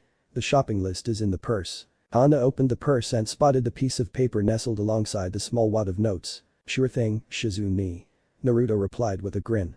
Let's go. Putting deeds to words, Naruto sprinted off at a pace that an Inyazuka genin would have been proud of. Hana launched herself after him, her three ninkin following with excited barks. Hey, Tsunami Opa. The young woman in question looked round, then blinked as her son abandoned her side. Doggies. Oh my. Inari, get back here. It's alright. The woman accompanying the blonde said reassuringly as Inari glomped the first of the three large dogs with her. They won't hurt him. I'm Inyazuka Hana and these are my partners, the Himeru brothers. Fluffy. Inari exclaimed as he snuggled into the flank of the second ninkin. I'm so sorry about Tsunami began to apologize, only for Hana to shake her head with a reassuring smile. Don't worry. My three adore children. Ruto here said that your name is Tsunami. Are you Tezuna's daughter? Ah yes. Tsunami looked slightly confused. I'm a shinobi from Konoha, here to study under Tsunade-sama for a while. Hana supplied, then she chuckled at the sight of Inari attempting to clamber onto one of her ninkin's backs, the other two in flanking positions to stop the 4-year-old from falling off. And maybe I should assign my trio to helping out with the school. They are quite big. You should see Kuromaru. Naruto exclaimed. He's huge. My mother's partner is almost the size of my three combined. Hana added as she watched Inari bouncing up and down, trying to convince his steed to start running, only to squeal with laughter as one of the other two reared up to lick his face. Shizunoba wants us to get meat. Naruto held up the pouch of money, causing Hana to look in shock at her empty hand. How did you? Ashinai-sen taught me. Naruto giggled. That woman has similar markings to you, Zori. The man being spoken to half glared at his eye patch wearing friend. Wrong shape, wrong color, Waraji. He snapped, then he turned his attention back to the woman who was talking to one of their potential targets. Check out the dogs. I've heard of a clan from Konoha who uses those for battle. Inyazuka. An animal's an animal. They'll go down to cold steel just like any other beast. Waraji sneered, one hand caressing the hilt of the katana sheathed by his side. So Two-san's drawing up plans for a bridge to reach Hai no Kuni in his spare time, as he thinks it will make trade easier. Tsunami explained as Inari pounced one of the ninkin and tried to wrestle him to the ground, only get a face lick for his efforts. Tsunade-sama says that it's a brilliant idea which will also make it easier for Hinata-chan to visit. Not as nice. Inari piped up from underneath the sprawled ninkin. Ruto, help. Humming. Hello there. A new voice spoke from behind Tsunami, and Hana looked up and down the new arrival appreciatively, then her gaze settled on the puppy being held in the crook of his well-muscled arm. Hello Kaiza. Tsunami almost purred as she leaned back against the taller man, who smiled down at her, then he looked over at where the Himera brothers had managed to pin Naruto and Inari. Do they need rescuing? I can call them off at any time. Hana shrugged, pulling her eyes away from his muscular chest. They love children. I see you have a puppy there. This little chap's called Pachi. A bully tried to steal him from Inari-kun, and I got him back. He needed a bit of a brush first. Hey Inari. Here's Pachi back. Aiza put the puppy down, and the white-furred dog instantly bounded forwards, trying to shoulder barge the Ninken off Inari. The Ninken tilted his head at the sight of a puppy far smaller than himself fearlessly attacking, then dramatically fell over sideways in response to the second push, allowing Inari to scramble to his feet. I'll save you, Rudo Nai. Pachi, let's do this. Anna couldn't stop laughing at the sight of the duo trying to topple a dog that weighed over twice their combined weight. They'd all be glad to have a new Kunoichi to play with. Waraji noted as the duo made their way to the edge of town. Ever since his previous playthings vanished, he's been quite irritable. I want to play with that civilian woman. Zori mused. She looks like she'd do anything to keep her son from harm. The two men started to laugh quietly as they left the village to report back to their master. Unnoticed by them, a dark-clad shape with long white hair observed their progress. The dark-haired man rose from the shogi board and nodded in greeting to the two teens whom his beloved and slightly troublesome in a good way wife had escorted into his study. His son turned to see what had caught his father's attention, then scrambled to his feet. Welcome to the Nara compound. I am Nara Shikaku and this is my son, Shikamaru. My name is Yuki Haku and this is my cousin, Senju Kamimuro. The feminine-looking boy bowed as he spoke. Thank you for agreeing to look after us. The honor is mine. Shikaku replied smoothly. Once you have unpacked, my son will show you around Konoha. Troublesome. Shikamaru grumbled. My little brother is about your age. Kamimuro noted as he strolled down the road and Shikamaru looked up at him curiously. Really? What's he like? Energetic. The white-haired teen sighed and Haku laughed. Naruto-kun only has two modes. Rush and sleep. That's not fair. Kamimuro protested, his eyes creasing with humor above his mask. You forgot bored. Hamas forbid. Haku made a warning gesture, then he shrugged. Rush, bored and sleep. Sounds like Mido guy. Shikamaru shuddered. He's obsessed with his flames of youth. Shikamaru sighed, then looked back to find that the two teens were standing back to back in defensive stances, Kamimuro holding a sword that seemed to be made of bone, while Haku was holding an odd katana with a transparent blade. Kinjutsu trained. A nearby purple-haired woman noted. What the heck was that yell? Haku half whispered, his eyes darting along the roofline. That was Mido guy. Shikamaru sighed. You get used to him. He's easy to recognize, he's got huge eyebrows, black spiky hair, and wears a green jumpsuit. More importantly, where did those swords come from? And what are they made from? More importantly, how well can you use them? The woman added as she strolled over to them, her eyes assessing the duo. Dusan, I'm back. Shikamaru slouched in through the door. Where are our guests? Shikaku asked and Shikamaru rolled his eyes. The Takubetsu Jonin called Jekko Height was sparring with them, as well as a troublesome woman. I think her name was Yugao. I know her. Shikaku nodded. Her name is Yuzuki Yugao. She is skilled with the blade. They seemed impressed by Kamimuro and Haku and their swords. Shikamaru sat down and pondered the shogi board before sliding one of his pieces forwards. Bone and ice. Shikaku paused as he reached for one of the pawns. Really? Those sound like Kekkei Genkai. Shikamaru nodded as his father finished his move. Yeah, Kamimuro can do weird things with his bones. He grew one out of his skin to act as a bracer, allowing him to block a strike. It was kind of freaky. That sounds like the blood limit of the Kagaya clan. Shikaku frowned. Odd, I didn't know they were related to the Senju Tsunade. Gato mused as he looked down at the large map of waves spread across the large table, small figurines placed on it. The gimbaled lights shifted slightly as the boat rocked at anchor, but there were enough to ensure that his office had no distracting shadows as he finalized his plans. What do we know about her? Gato's secretary, well used to what his employer really wanted to know, shuffled through the sheaf of notes he had assembled prior to the meeting. Senju Tsunade, low to medium S-rank Kunoichi, medical specialization. Regarded as the greatest medical practitioner in the elemental nations.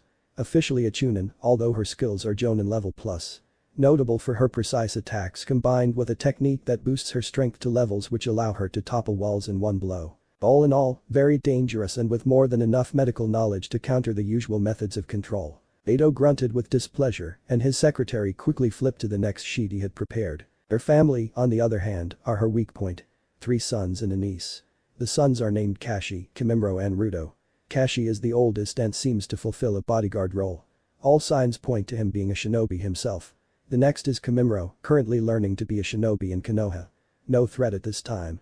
Ruto is the youngest, and there is no real sign of any true shinobi training. At best, he could be at low genin level, hence only a threat to those who haven't trained to fight properly. The niece is called Shizune, and she does not seem to be a blood relative, but she is also a medical practitioner. Not at Tsunade's level, but quite high. Beto leaned back in his chair and stroked his chin. Allies? Izuna, notable architect and unofficial leader of Wave, often found sharing drinks with Tsunade. He has a daughter and a grandson. Beto leaned forwards. Then they are the key. Grab the kid and we can force him to help us capture the Senjus. Once we have them, we can break the women and sell the men. Several of the other hidden villages would pay through the nose to get a Senju, and the chance for that wood style of theirs. Once they've been taken down, Wave will become my personal fiefdom, and the ignorant masses will live to serve their true master. Beto reached out and picked up a small figurine crafted to look like Tsunade. Soon you will be mine to command, and with the new powders from my allies, you will desire nothing else than to obey me. A knock on the door preceded the entry of Waraji and Zori, the latter of whom was holding a rolled-up piece of parchment. "Recon mission complete, sir," Zori said, placing the parchment on the table and unrolling it to show a hand-drawn map of the village with notes on several of the buildings. "We noted down some of the important places such as the pavilion in the grounds of the Senju mansion that they use as a classroom. If you need a load of hostages, a squad could easily grab the kids, although corraling them could be an issue. Without walls, a few would probably manage to escape. There are 2 taverns and the main town hall is here," Waraji added, pointing at one of the larger buildings. "The Senju mansion doubles as a hospital, there's apparently loads of medicines and medical scrolls there just waiting to be taken." "Excellent." Gato smirked. "Gentlemen, we move in once my forces arrive. Soon, Wave shall be mine and you will be rewarded with whatever and whoever you want." The 2 swordsmen returned Gato's predatorial grin. Aiza whistled a tune to himself as he pulled the net back into his boat.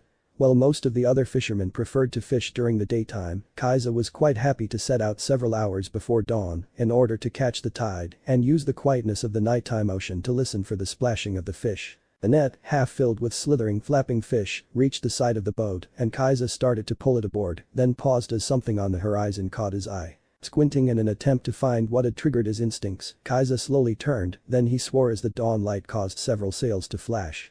Dropping the net, Kaiza grabbed for the small outboard motor attached to his boat, starting it on the first attempt with a solid yank of the cord. Mentally thanking the elderly fisherman who had let him borrow the motor in exchange for a share of the fish, Kaiza pointed his boat towards the shoreline.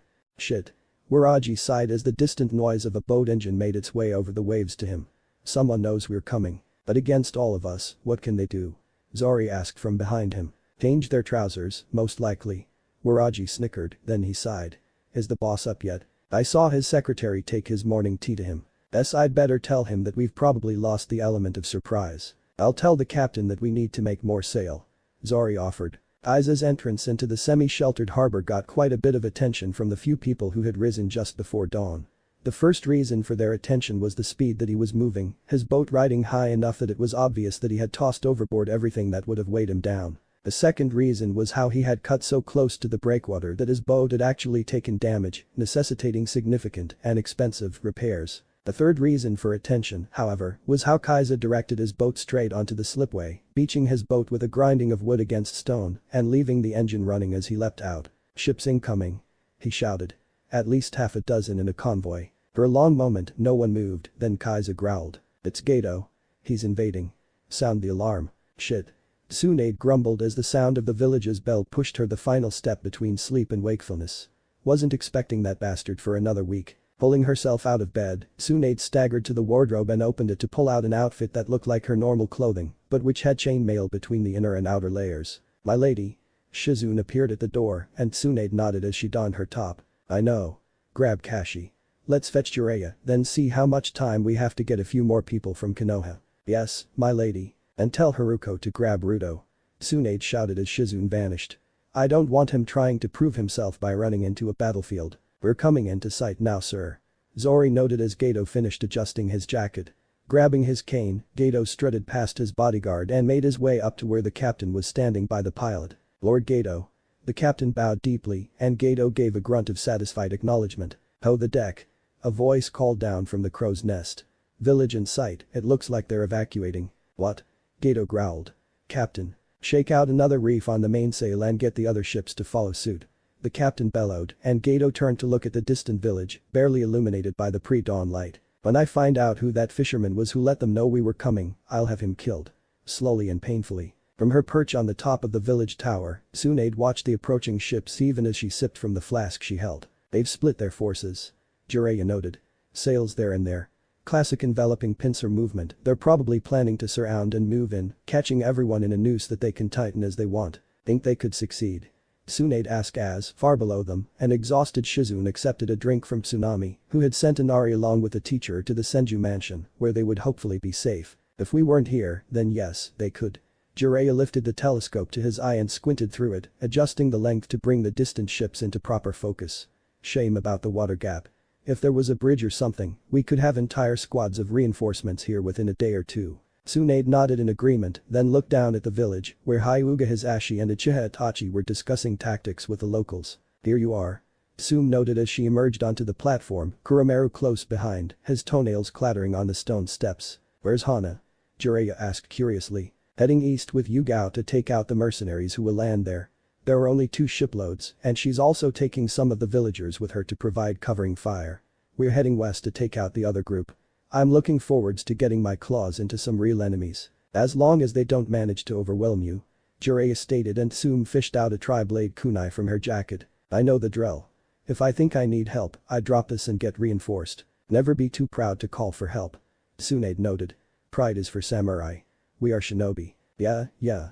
See you once the screamings died down. Jiraiya watched Tsume and her ninkin leave, then he shook his head. Is it wrong that I believe that she probably won't even need the archers who are going with her? Tsunade chuckled, then swiped Jiraiya's telescope so that she could observe the man who threatened her family. I need to get my stamina up.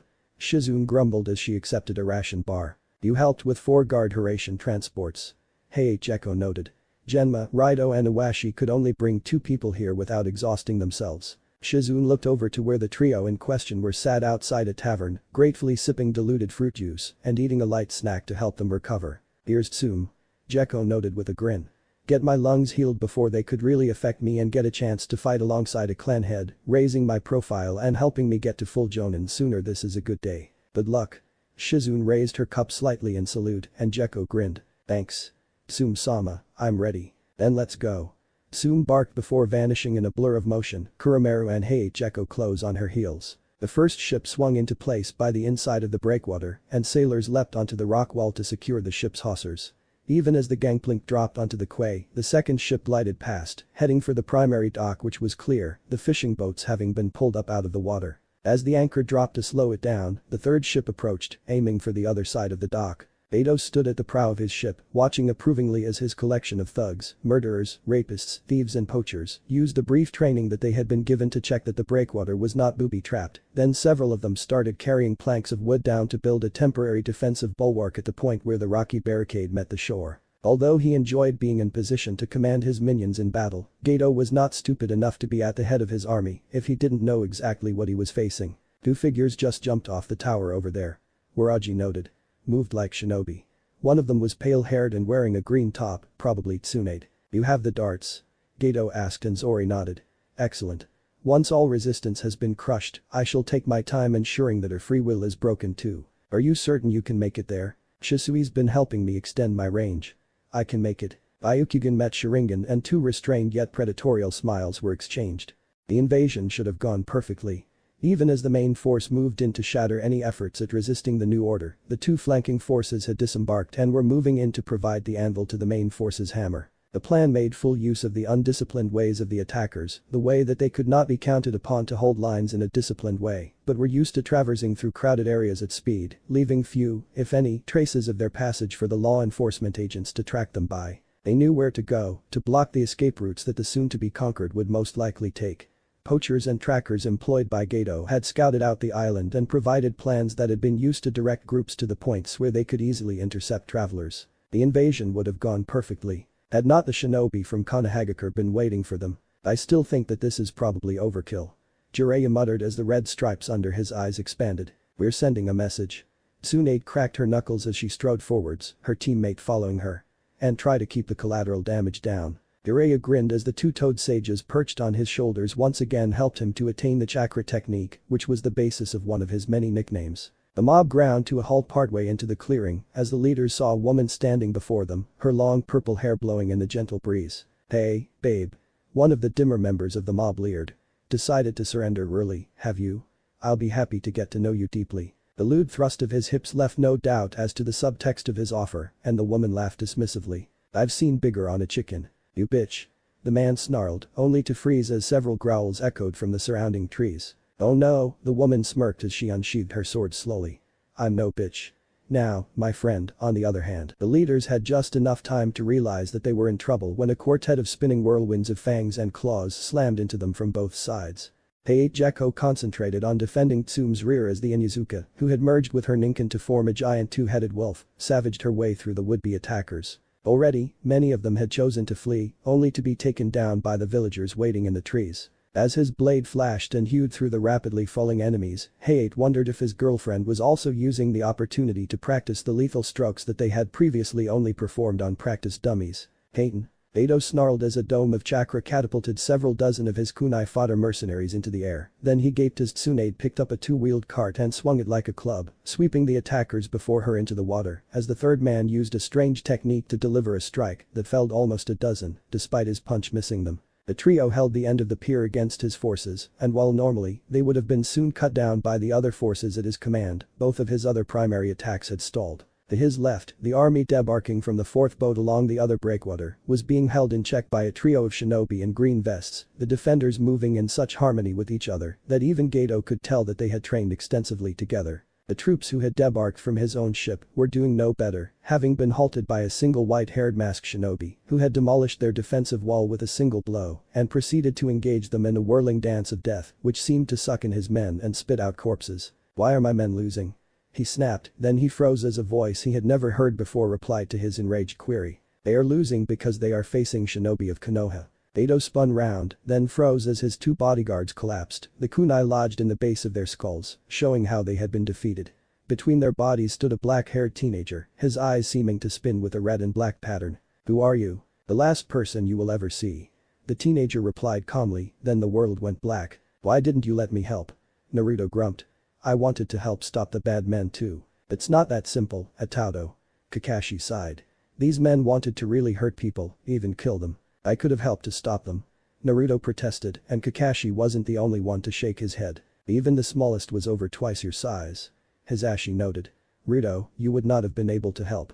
In fact, it would have made it harder for us if you had been there. Naruto gave Hisashi a betrayed look, only for Itachi to chime in. He is correct.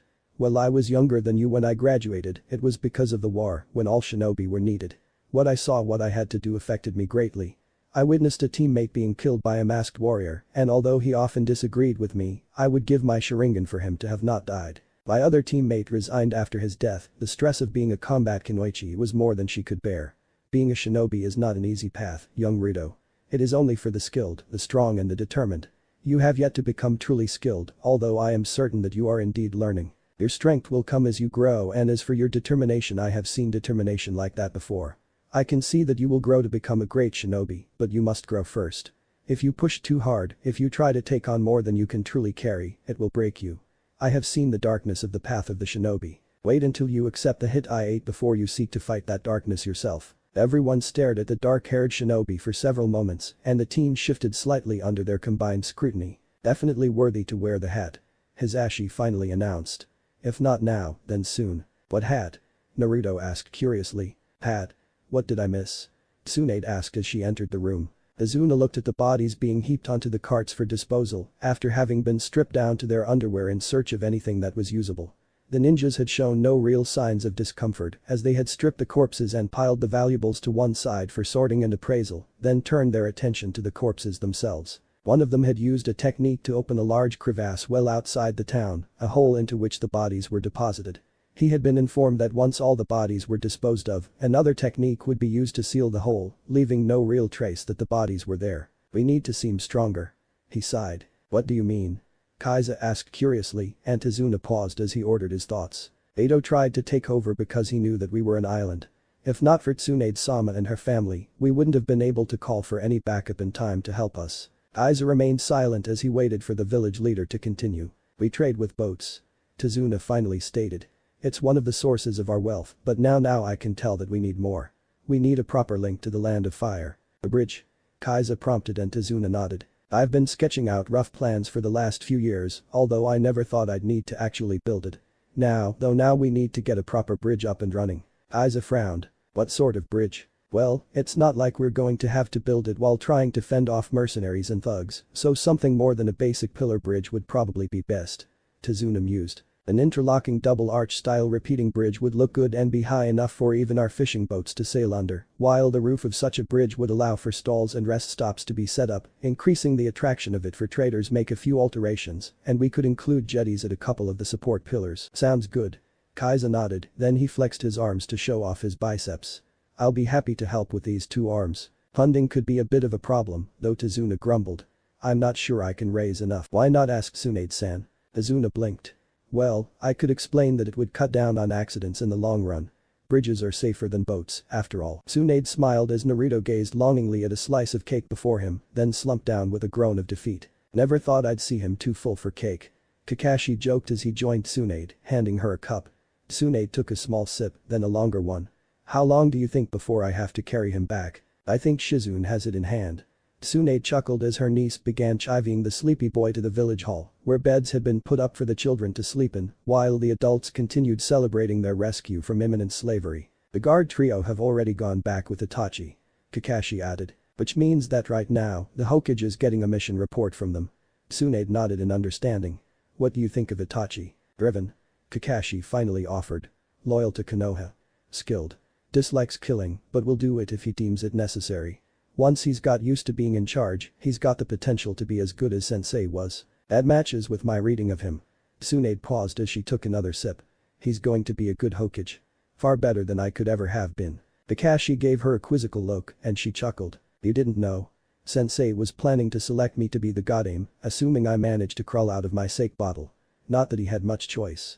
If he were still alive, Danzo would have had us fighting the other 4 villages within a year, a battle we couldn't win." Jiraiya Tsunade looked over to where Tazuna and Jiraiya were matching each other drink for drink, while singing a song which she was willing to bet seemed innocent to the unwary, but was filled with double meanings and innuendo.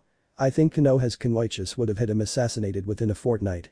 Sooner if he followed through on his joke of making the hot springs mixed gender. And for obvious reasons, my other teammate is out of the running wherever the bastard is." Kakashi nodded in agreement, and despite his mask, his disapproval for the snake Sannin seemed almost tangible. "Did Tazuna catch up with you earlier, my lady?" Shizune asked as she joined them. "He did." Tsunade confirmed. "He's pulling some of his old plans out of storage tomorrow and, my lady?"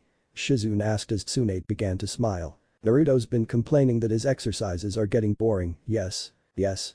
Kakashi prompted, his voice indicating that he was unsure about whether or not whatever Tsunade had planned would actually be a good idea. "Maybe he can help carry some of the tools to where the bridge is going to be built," Tsunade suggested. "As well as giving him a good workout, it'll also give him a better insight into how non-shinobi live. He'll hate you once he realizes what you are doing." Kakashi's eye crinkled into a smile. Tsunade opened her mouth to reply, then paused as Hisashi appeared. "Tsunade-sama." He bowed in greeting. "I was hoping to speak with you about my niece's next visit." Tsunade lifted an eyebrow, then glanced round. "Should we move somewhere quieter? It will not take long." Hisashi shrugged. "I was wondering about the technique that the 3 of you have demonstrated. The guard Haration?" Tsunade asked curiously. "I thought that one as highly placed as you would already be read in on it." "I am," Hisashi confirmed. "It is more the fact that the 3 of you are capable of performing it." Tsunade gave him a long look. "You are building toward something. I can tell. Perceptive of you." Hisashi nodded in acknowledgement. "It has occurred to me that should you allow me to take one of the tags or kunai which you use for this technique back to Konoha to be placed in a special room in the Hyuga clan hold, it would make it easier and safer for Hinata to visit." Tsunade smirked. "And it would just so happen to save the Hyuga clan the regular C-rank cost associated with each visit." Lady Tsunade." Hisashi looked horrified.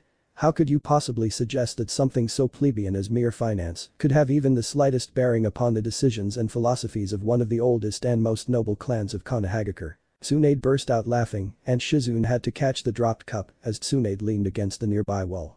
After several moments, her laughter ended and she wiped her eyes. "Okay, that was funny. I have no idea what you mean, my lady." Hisashi protested in an overly innocent tone, causing Tsunade to struggle not to break out laughing again. "And people claim that the Hyuga have no sense of humor." Kakashi deadpanned. "They also state that our expressions are as solid as a cliff and our hearts are made of stone." Hisashi added. "Sometimes, I think that we are taken for granted." That pun was enough to push Tsunade back over the edge, and her laughter rang out over the festivities again. And we returned so that I could give you this report. Itachi finished, ignoring how his father and Hyuga Hiashi were paying close attention to his words from their position to one side of the Hokage's desk. Hyuga Hisashi and Inyazuka Tsume will be starting their journeys back tomorrow and should be here within 3 days. Inyazuka Hana is staying behind to continue her studies until the end of Hiashi-sama's daughter's next journey to visit the Senju family. Thank you, Jonin Uchiha. Hiruzen said formally. Be seated. Itachi bowed, then sat down in the chair that one of the Anbu guards had placed next to him. As he settled into it, he watched his father and his co-advisor out of the corner of his eye. Are there any questions? He prompted and the two men looked at each other, then Fugaku inclined his head to indicate that Hiashi could begin. I am interested by the mention of plans for a bridge connecting the lands of fire and wave. From what you have heard, is such a thing possible? Izuna-san mentioned in conversation that he had several potential plans. Itachi replied after quickly checking his memories of what he had overheard in Wave. It is my personal opinion that he would not have said plans if he had not already performed at least a preliminary survey of the waters between Hai no Kuni and Nami no Kuni. The local fishermen report that the waters are rather variable in depth, ranging from a mere 3 feet at low tide to several fathoms. If he knows where the shallows are, then a bridge would be quite possible. Hiashi nodded thoughtfully. I do believe that if Konoha itself does not invest in said bridge, the Hyuga clan will do so. The income from tolls would be most welcome as a stable income stream in the long run. The Uchiha clan will invest as well. Fugaku agreed. Bridges almost always boost trade, so long as some existed in the first place. In addition, having a bridge would cut not only response times by at least half a day, it would allow for larger troop movements than boats would allow, even at the cost of some tactical flexibility. All good points. Hiruzen agreed. Should the plans for a bridge prove fruitful, Konoha will invest in its construction. This will not preclude individual clans also investing. A brief aura of smugness seemed to radiate from both clan heads and Hiruzen hid a slight smile under a veneer of contemplation. Out of interest, who is the current daimyo of Wave? Fugaku mused. They haven't had a daimyo for several generations. Itachi supplied before Hiruzen had a chance to leaf through the relevant folder on his desk for the answer. The closest that they have to a leader is Tazuna-san, due to the high regard that they hold him in, and the fact that Tsunade-sama has stated publicly that should they try to place her in charge, she will use them to demonstrate why Irionen should be feared in combat. Fugaku started coughing, and Hiruzen found himself unable to hide his wry smile. The thought occurs to me. Hiashi offered after his co-advisor had recovered. If I remember correctly, Tsunade-sama once attempted to initiate a combat Irionen program, yes. Hiruzen nodded, curious to see where Hiashi was going. Perhaps we could arrange for those academy students with high Irionen potential to spend a few months in Wave, studying under her. Hiashi continued. Similar options could be advanced to non-team genin and to any chunin who might seek to advance their skills in that particular field. It would also help to stabilize the area further, reducing the potential support for bandits and pirates. Transporting said students could be folded into escort missions as well, thus reducing costs while allowing for more field experience to be accumulated relatively safely. Fugaku noted. I am impressed, Hiashi. That idea has my support. Maybe I should retract it, then. Hiashi snarked, causing Fugaku to roll his eyes. Nai-san. Haku-san. Naruto glomped into Kimimaro with an impact that would have flattened an unprepared shinobi, then disengaged to repeat the process with a laughing Haku. Oh. Hi, Hinata-chan. Hello, Ruto-kun. Hinata smiled from where she was standing beside Gekko Hade, who was watching with a crooked smile. Naruto released his older brother and almost teleported across to catch Hinata in a hug that left her smiling widely, albeit also blushing. How long are you staying? Naruto continued eagerly, then he tilted his head slightly. I remember you. You helped to protect us from that Gato person. You're Gekko Hade. Haku stage whispered, earning a look somewhere between gratitude and annoyance from the masked blonde. He's our Jonin-sensei. We're his first team. 3 more years till I get to join a team of my own. Naruto sighed, then he brightened up. But when I do, I'll prove how awesome I am. The final figure shifted and Naruto looked at the gray-haired black-eyed boy curiously. Senju Ruto, be known to Genin Shin of Konoha. Shin, this is my Itato Ruto. I can see the family resemblance. The new teenager joked, earning a confused look. But we're wearing masks. Exactly. Hinata giggled at the deadpan reply. So you said you're a Genin team? Naruto asked curiously. Team Kenshi, reporting in. Kimimaro reached out to ruffle Naruto's hair, earning a wordless protest. And yet strangely, I'm the only Genin with a proper sword. Shin added drolly, motioning to the hilt poking up over his right shoulder. And yet strangely, you haven't won a single sparring match against either of us.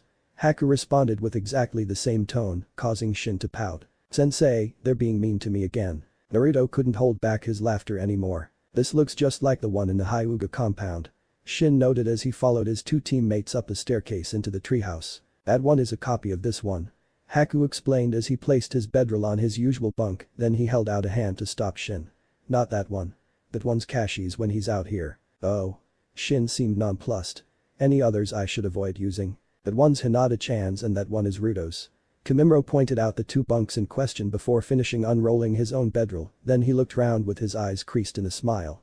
I always like sleeping out here. Although having Ruto wake us up at sunrise by jumping on us could be annoying.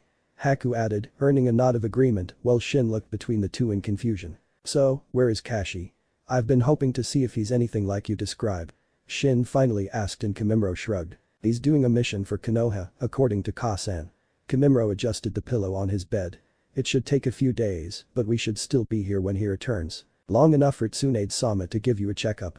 Haku noted as he knelt down to arrange the sticks in the stove. Hey, can you light this for me? You really do have a problem with Kaiten Jutsu, don't you? Shin smirked as Haku moved aside to let him get to the stove. Hyoten. Yeah. I know. Shin spat a small fireball into the stove, then moved away as Haku took over, closing the front of the stove and placing the kettle on top to boil. Humming up. The call was followed by a pile of folded bedding rising through the trapdoor, a pile being carried by Ruto, while Hinata followed closely, a pillow in her arms. Kimimaro snagged the bedding and unrolled it in a single movement, letting it fall perfectly on Hinata's bunk. Thank you, Kimimaro-san. Hinata gave the white-haired teen a small bow. You are welcome, Hinata-chan. Kimimaro replied, giving her a small bow in return. You've got a shogi set here. Shin held up one of the pieces, then frowned. What is this made of? It doesn't feel like wood or stone. Kimimaro made the pieces. Haku supplied as he prepared the teapot, carefully not looking in Shin's direction. You're holding one of his bones. Shin froze, his face twisting as he stared at the piece in his hand, then he carefully replaced it in the case before backing away. What's the problem? Naruto asked, confused. Kimi Nai makes loads of things from his bones. I don't know how to respond. Shin finally admitted. I mean, you using your bones as swords is one thing, but this? I have no words. I see your lungs are still healthy.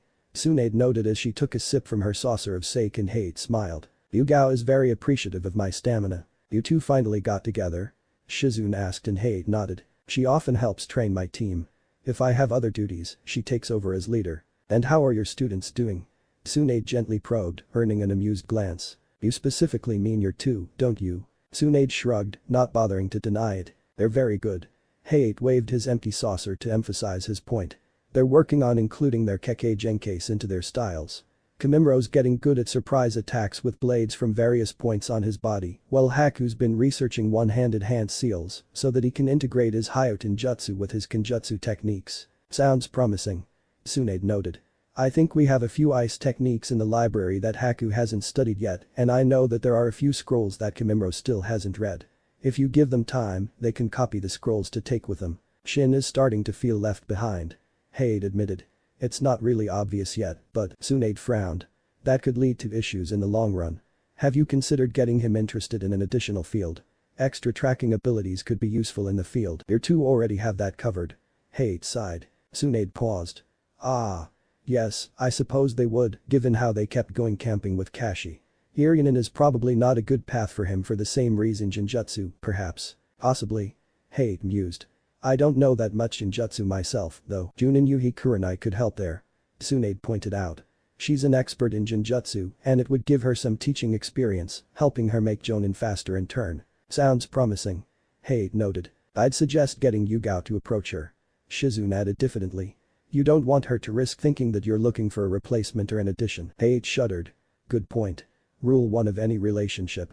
Never piss off your partner, they know where you sleep. Tsunade managed to not laugh until she had managed to put down her sake. The dawn chorus woke Shin from his sleep and he sat up, looking around as his memory slowly informed him as to where he was. Looking round, he noted that his teammates were also awake with Haku in the middle of donning his sandals, while Kimimaro was pulling on his sleeveless and shoulderless top, which allowed him to pull out his weaponized bones, something that Shin was still getting used to. Shin opened his mouth, only for both Haku and Kimimaro to glare at him, before glancing at the beds where Ruto and Hinata were still asleep. Nodding in acknowledgement, Shin slipped off his bed and followed their example in pulling on his tunic and sandals, before following them out of the treehouse. Are they light sleepers? He half whispered once Haku had quietly closed the trapdoor behind them. The Taudo could sleep through almost anything. Kimimaro rolled his eyes. About the only thing that'll always wake him is a hand on his shoulder. I'm not sure about Hinata Haku. I don't think she sleeps as deeply as Ruto-kun, but I could be wrong. Haku admitted. So why are we up so early? Shin asked, causing the other two to pause and stare at him. What? You don't get up early to do your katas? Haku asked in disbelief. Oh hell. Shin grumbled. No wonder I'm starting to fall behind. I've been slacking off compared to you two, haven't I? As Naruto woke up, the sounds of steel, bone and ice clashing slowly made its way into his consciousness. An instant later, his bed was empty and he was stood beside Hinata, looking out at the trio sparring in the garden. Oh Nai-san. Naruto cheered as Kimimaro did a spinning block which deflected Haku's blade into the path of Shin's attack. They're amazing. Hinata breathed and Naruto nodded. Yeah, they are. I'm still learning chakra control and basic taijutsu at the moment. Chakra control. Hinata blinked. Like the leaf exercise. I can do a dozen leaves at once. Naruto shook his head. I'm doing tree walking now. It's hard, but I'm getting better. Can you teach me how to do that? Hinata asked quietly and Naruto blinked. Sure, but you're at the academy, haven't they taught it to you yet? Hinata shook her head. Huh. Weird. Hey, I'm hungry. Want breakfast? Yes please. Hinata smiled. Like this. Naruto lay down on the ground and put his feet against a tree. You push chakra into the tree and use it to hold on. Too little and you slip, too much and it causes the tree to break. See how much it takes to get your feet to just stick. Hinata positioned herself by the next tree and placed her sandal-clad feet against the trunk. Closing her eyes, she concentrated on the feeling of her chakra circulating inside her, then she began pushing it down towards her feet. When you think you have it, try to pull your foot away. Naruto offered and Hinata nodded, flexing her right leg. Her foot seemed to be stuck as if in mud, then it suddenly came free. Putting it back against the tree, Hinata resumed the exercise. After several more attempts, her foot remained anchored to the tree. Once you've got the chakra flow right, do it to just one foot while you take a step with the other, then get the flow going again. Naruto supplied and Hinata cut the chakra flow to her right foot, sliding it up the tree before locking on again. It gets hard now, you have to use some of your chakra to help your muscles as you move up the tree. Hinata opened her eyes to see Naruto looking down at her from his position halfway to the lowest branch, standing sideways on the tree. Tensing, she adjusted the angle of her legs, then pushed herself off the ground with a grunt of effort. A few seconds later, she slumped back onto the earth, panting for breath. It kinda feels impossible for the first few times. Naruto shrugged. It took me several months to get as good as I am now. I won't fail. Hinata whispered to herself as she gathered her strength and concentration for another attempt. What happened? Haruko asked as Naruto entered the dining room, an exhausted and grass-stained Hinata slumped over his back. Tree walking. Naruto paused by the table so that Haruko could help him maneuver Hinata onto one of the chairs. The tired girl tried to help, but her efforts only slowed them down a bit. What's for lunch? Naruto asked as he moved to where the mats and crockery were stored. Pulling out some of the rolled-up bamboo placemats, he paused. And who's joining us? Tsunade-sama is dealing with a complicated operation. Haruko noted as she began serving up. Shizune is in town and mentioned that she would be eating there, Kashi went with her. Just us. Naruto unrolled the first mat in front of Hinata and Haruko nodded with a smile. That's right. Did you wash your hands? Hinata groaned as Naruto sighed, causing Haruko to laugh. Not funny, Haruko Oba. Naruto grumbled as he slung Hinata's arm over his shoulders in preparation for helping her reach the sink. Ready? Tsunade asked and Naruto nodded as he held up a scroll. Got my stuff, bud. Tsunade corralled the excitable 10-year-old and started moving him to the stairs. Shizune and Kashi are waiting. I'm gonna see Nai-san and Haku Nai fighting. Naruto bounced excitedly, then he sagged. I wish Hinata could come, she has her own things that she needs to do. Tsunade pointed out, then she smirked. It's not like you're not going to see her every day soon. Naruto blushed slightly. Kasai-ian. Are you teasing my little brother again? Kakashi teased from the bottom of the stairs. Of course. Tsunade's smirk became smugger. It's a mother's duty to embarrass her children, after all. Naruto pouted as he came to a stop and the three adults arranged themselves around him. Reaching out, they linked fingers and Tsunade nodded. Ready? Ready? Ready, my lady. For an instant almost too short to experience yet which simultaneously seemed somehow to echo eternally, the entire world blinked out from around the quartet, then reformed around them in a glare of brightness which forced Naruto to throw an arm over his eyes as he blinked furiously in an attempt to adjust to the blinding light. Asan, Kashi Nai, Ruto-kun, Shizune-san. Kimimaro said in greeting from where he was standing nearby. Kimimaro-kun. Tsunade caught her adopted son in a hug, then held him out at arm's length and gave him a long look before turning to his companion. Haku-kun. Tsunade-san. Haku bowed slightly before finding himself in a hug as well. I'm impressed you made it to the finals, given the handicap you're under. Tsunade noted, giving a meaningful look at the hot dry desert surrounding them. The strength technique that you taught us helped considerably. Haku admitted. Did you bring what I asked for? 4 entire storage scrolls filled with water. Tsunade pulled out the scrolls in question and handed them over to the grateful genin. I have to ask for. You only have 3 fights, if I remember correctly, and the third will be against me. Kimimaro added. You have a single match before you face me. Haku noted. Yes, but it's against a ninjutsu specialist. Kimimaro countered. One that has 3 elements. Kakashi tilted his head. 3. Earth, water and lightning. Kimimaro confirmed. I don't think he's actually a Kekkei Genkai user, but to have managed to develop 3 elements while still only a genin sounds like he's a shoe-in for Chunin. Tsunade admitted. Even if he loses, having 3 elemental affinities would be a considerable advantage. The lightning aspect could be somewhat problematic in close quarters. Kimimaro admitted. Fortunately, I do have distance options available. Yeah, Hinata was weirded out the first time that she saw you firing your finger bones. Naruto chuckled. The Iryujutsu Kasen helped me develop makes it almost painless. Kimimaro noted calmly. Cleaner, too. Haku nodded in agreement. So, where are we staying tonight? Tsunade asked as they began heading towards the large wall that marked the boundary of Sunagakure. And did Shin make it through? I'm up against him second. Haku shrugged. He's been boasting that now he's got his ninjutsu almost integrated into his style, he'll pass without any problems. He is quite annoying to battle when he is using it.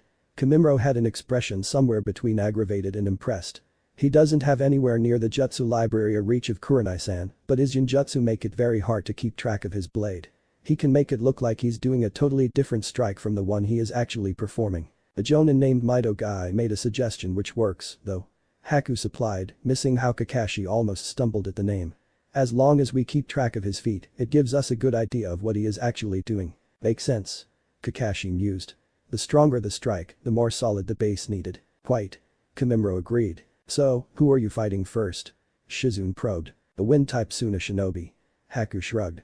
Apparently she's the daughter of the Kazukiage, and it's her first try. Doesn't the Kazukiage have 3 children? Shouldn't she have entered with the other 2? It was a temporary team. Haku clarified. This Tamari is just old enough to participate, and the other 2 entering the exam had temporarily lost their 3rd teammate to pregnancy. Maybe I should offer to provide a checkup. Tsunade pondered as they reached the gap in the wall which gave access to the village itself. Name and purpose. A veiled shinobi asked and Tsunade looked at Shizune, who presented a sheaf of papers. Senju family here to watch Team Tenshi in the finals. Shizune supplied as the shinobi leafed through the sheets, then handed them back. You're free to enter. He stated. Please head to the Desert Flower Hotel. Do you wish a guide? I've been here before. Tsunade stated calmly. Straight down the main road past the statue, turn left at the inner wall and it's on the left. Yes. The shinobi agreed, obviously slightly disconcerted. That's right, left. Tsunade corrected impishly. You always have to be correct, don't you? A voice spoke from behind Tsunade and she turned to see the Hokage smiling at her. Eyebrows. Tsunade blinked at Naruto's exclamation, then turned her attention to the duo flanking Hiruzen. One of them was a familiar Kunoichi with purple hair, while the other was a man dressed in a green spandex jumpsuit, over which he had a jonin vest. His black hair was arranged in spikes while his eyebrows were distractingly large. I don't believe you have met Mido Guy. Hiruzen nodded to the grinning man, whose grin somehow widened, though his eyes kept flicking across to Naruto and Kakashi. He is the premier Taijutsu expert in Konoha, and I am contemplating giving him a team soon. I have already found a very promising student to train in the ways of combat. Guy declaimed happily. You're clear to enter. Tsunade glanced across at the security desk where the swordswoman was retrieving the papers she had presented for inspection. Sensei's going to be very happy tomorrow morning. Haku stage whispered, causing Tsunade to clap her hand over her mouth to muffle her laughter. So, I believe that Yugao-chan knows everyone. Hiruzen noted as they strolled past the statue of the Shodan Kazukiage. So, Mido Guy, these are Senju Tsunade and her family. Her sons Kashi and Rudo, Kimimaro's brothers, and her niece Shizune. It is a great